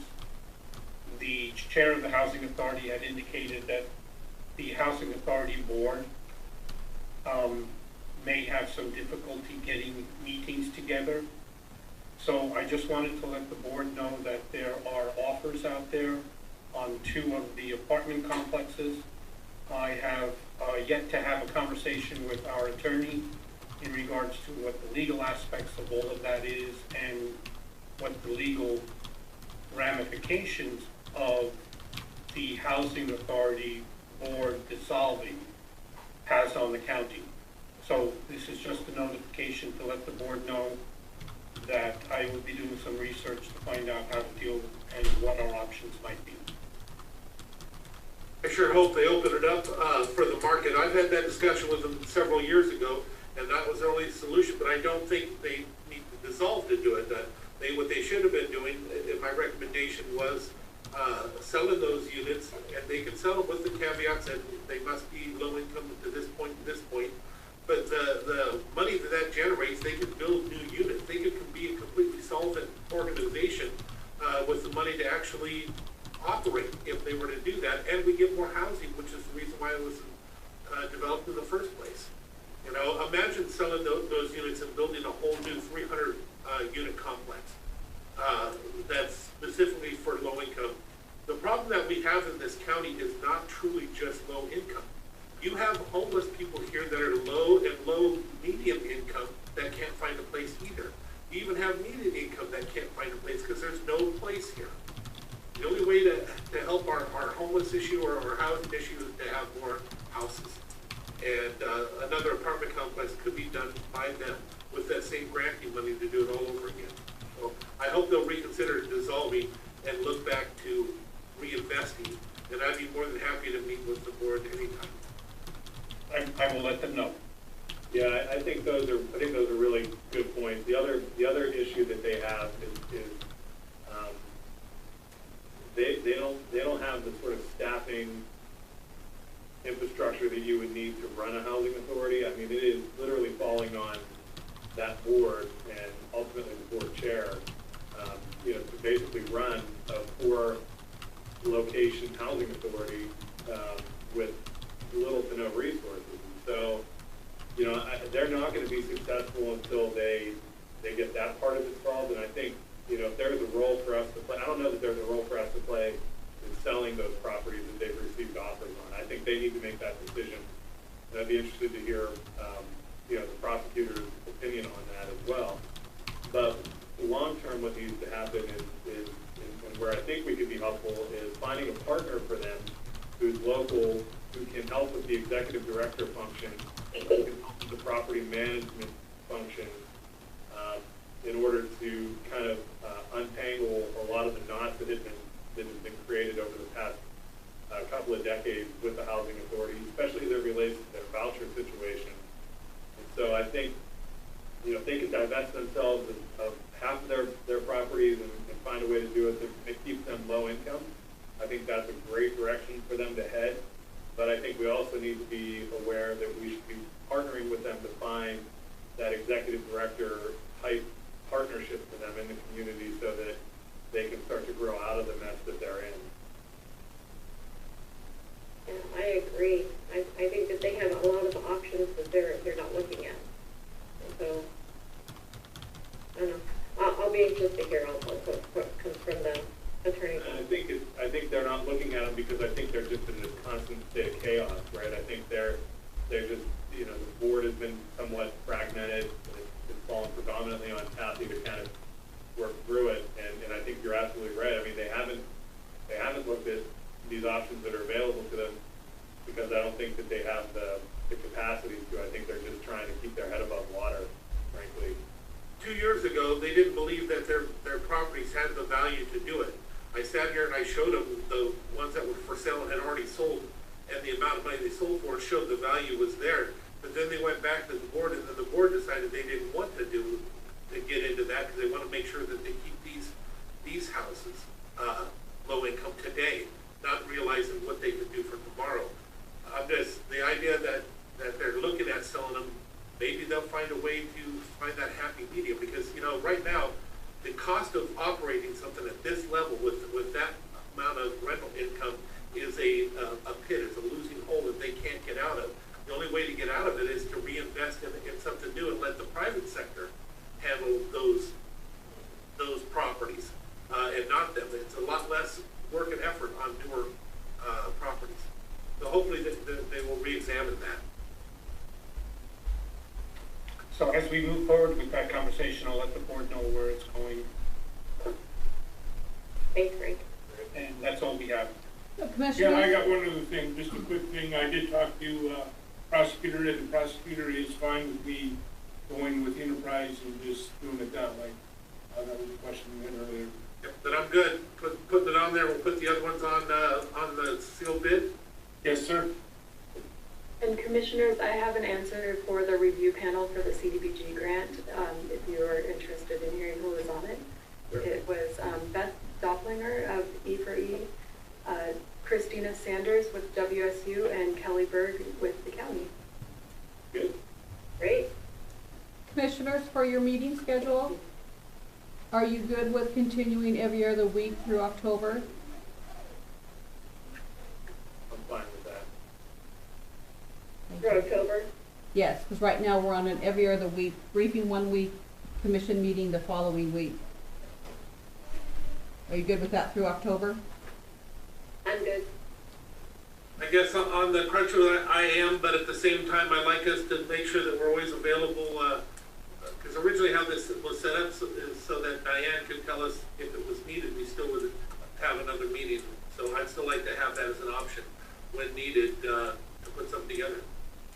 I agree with that. And then the other caveat to that, I guess, too, is that when we begin to add potentially budget workshops, that'll be subject to change, I would imagine. Yes. So that'd be late September or into October. Okay. Right, and as soon as we get more solid word from the governor's office and from the Department of Health about when we can return to somewhat normalcy, let's jump on it. Well, Except for, Commissioner, by the time you get the word, by the time you get back, they will have changed it again. Always. Like every 10 minutes they have something new. Oh, but we've decided to do it this way. Or we said this, but when we get you the actual verbiage, that's not how it was meant. That happens a lot. Really? So that's what we have. Thank you, Commissioner. Mr. Shooty?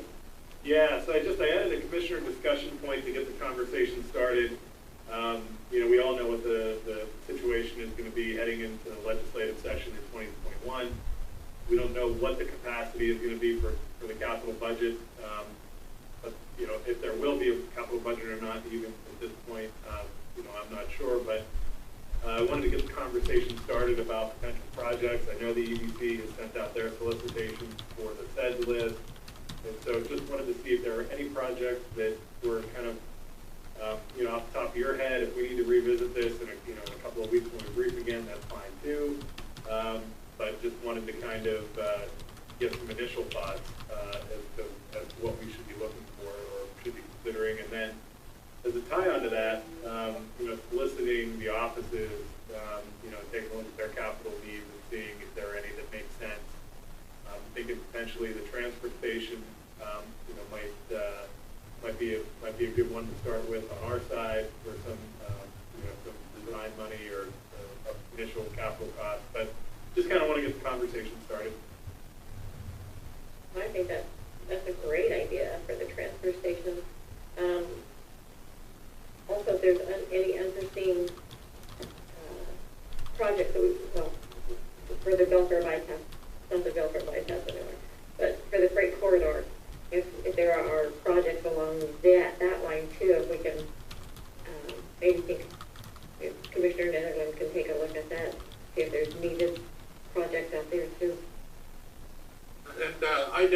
think that we should be moving forward with asking. If you don't ask, the answer is no.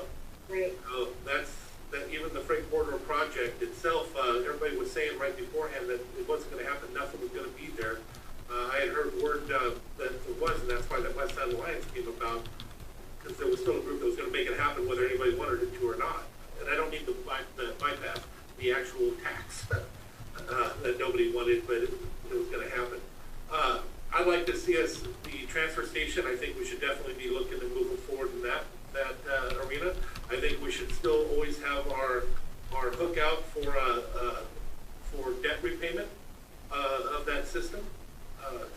And I'd like to see us look to the future for, the Johns Prairie, and Highway 3 fix. But still a lot of work to be done on it to bring something forward to you. But even if we have that in their ears, if they start looking to do something with that, that might be what kicks it and brings out a solution there. And then, of course, another one is Highway 300 and Clifton Road roundabout.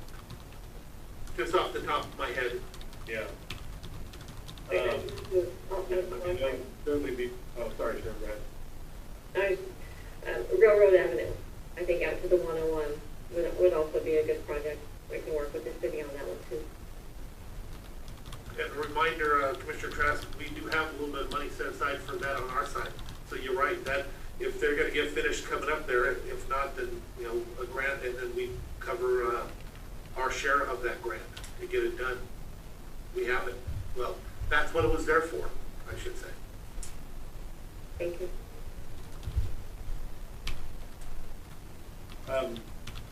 So I think another place to look would be our, our capital facilities plan.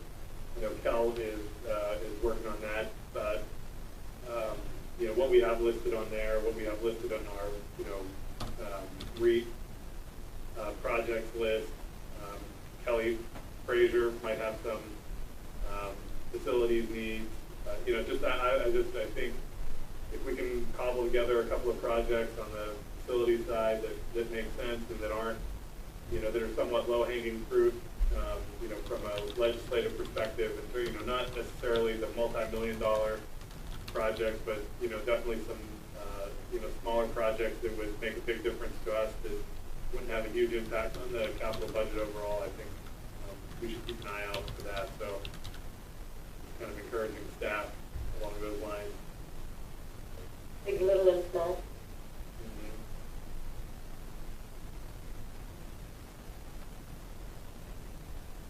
Was that for community? We will keep looking within our facilities requirements.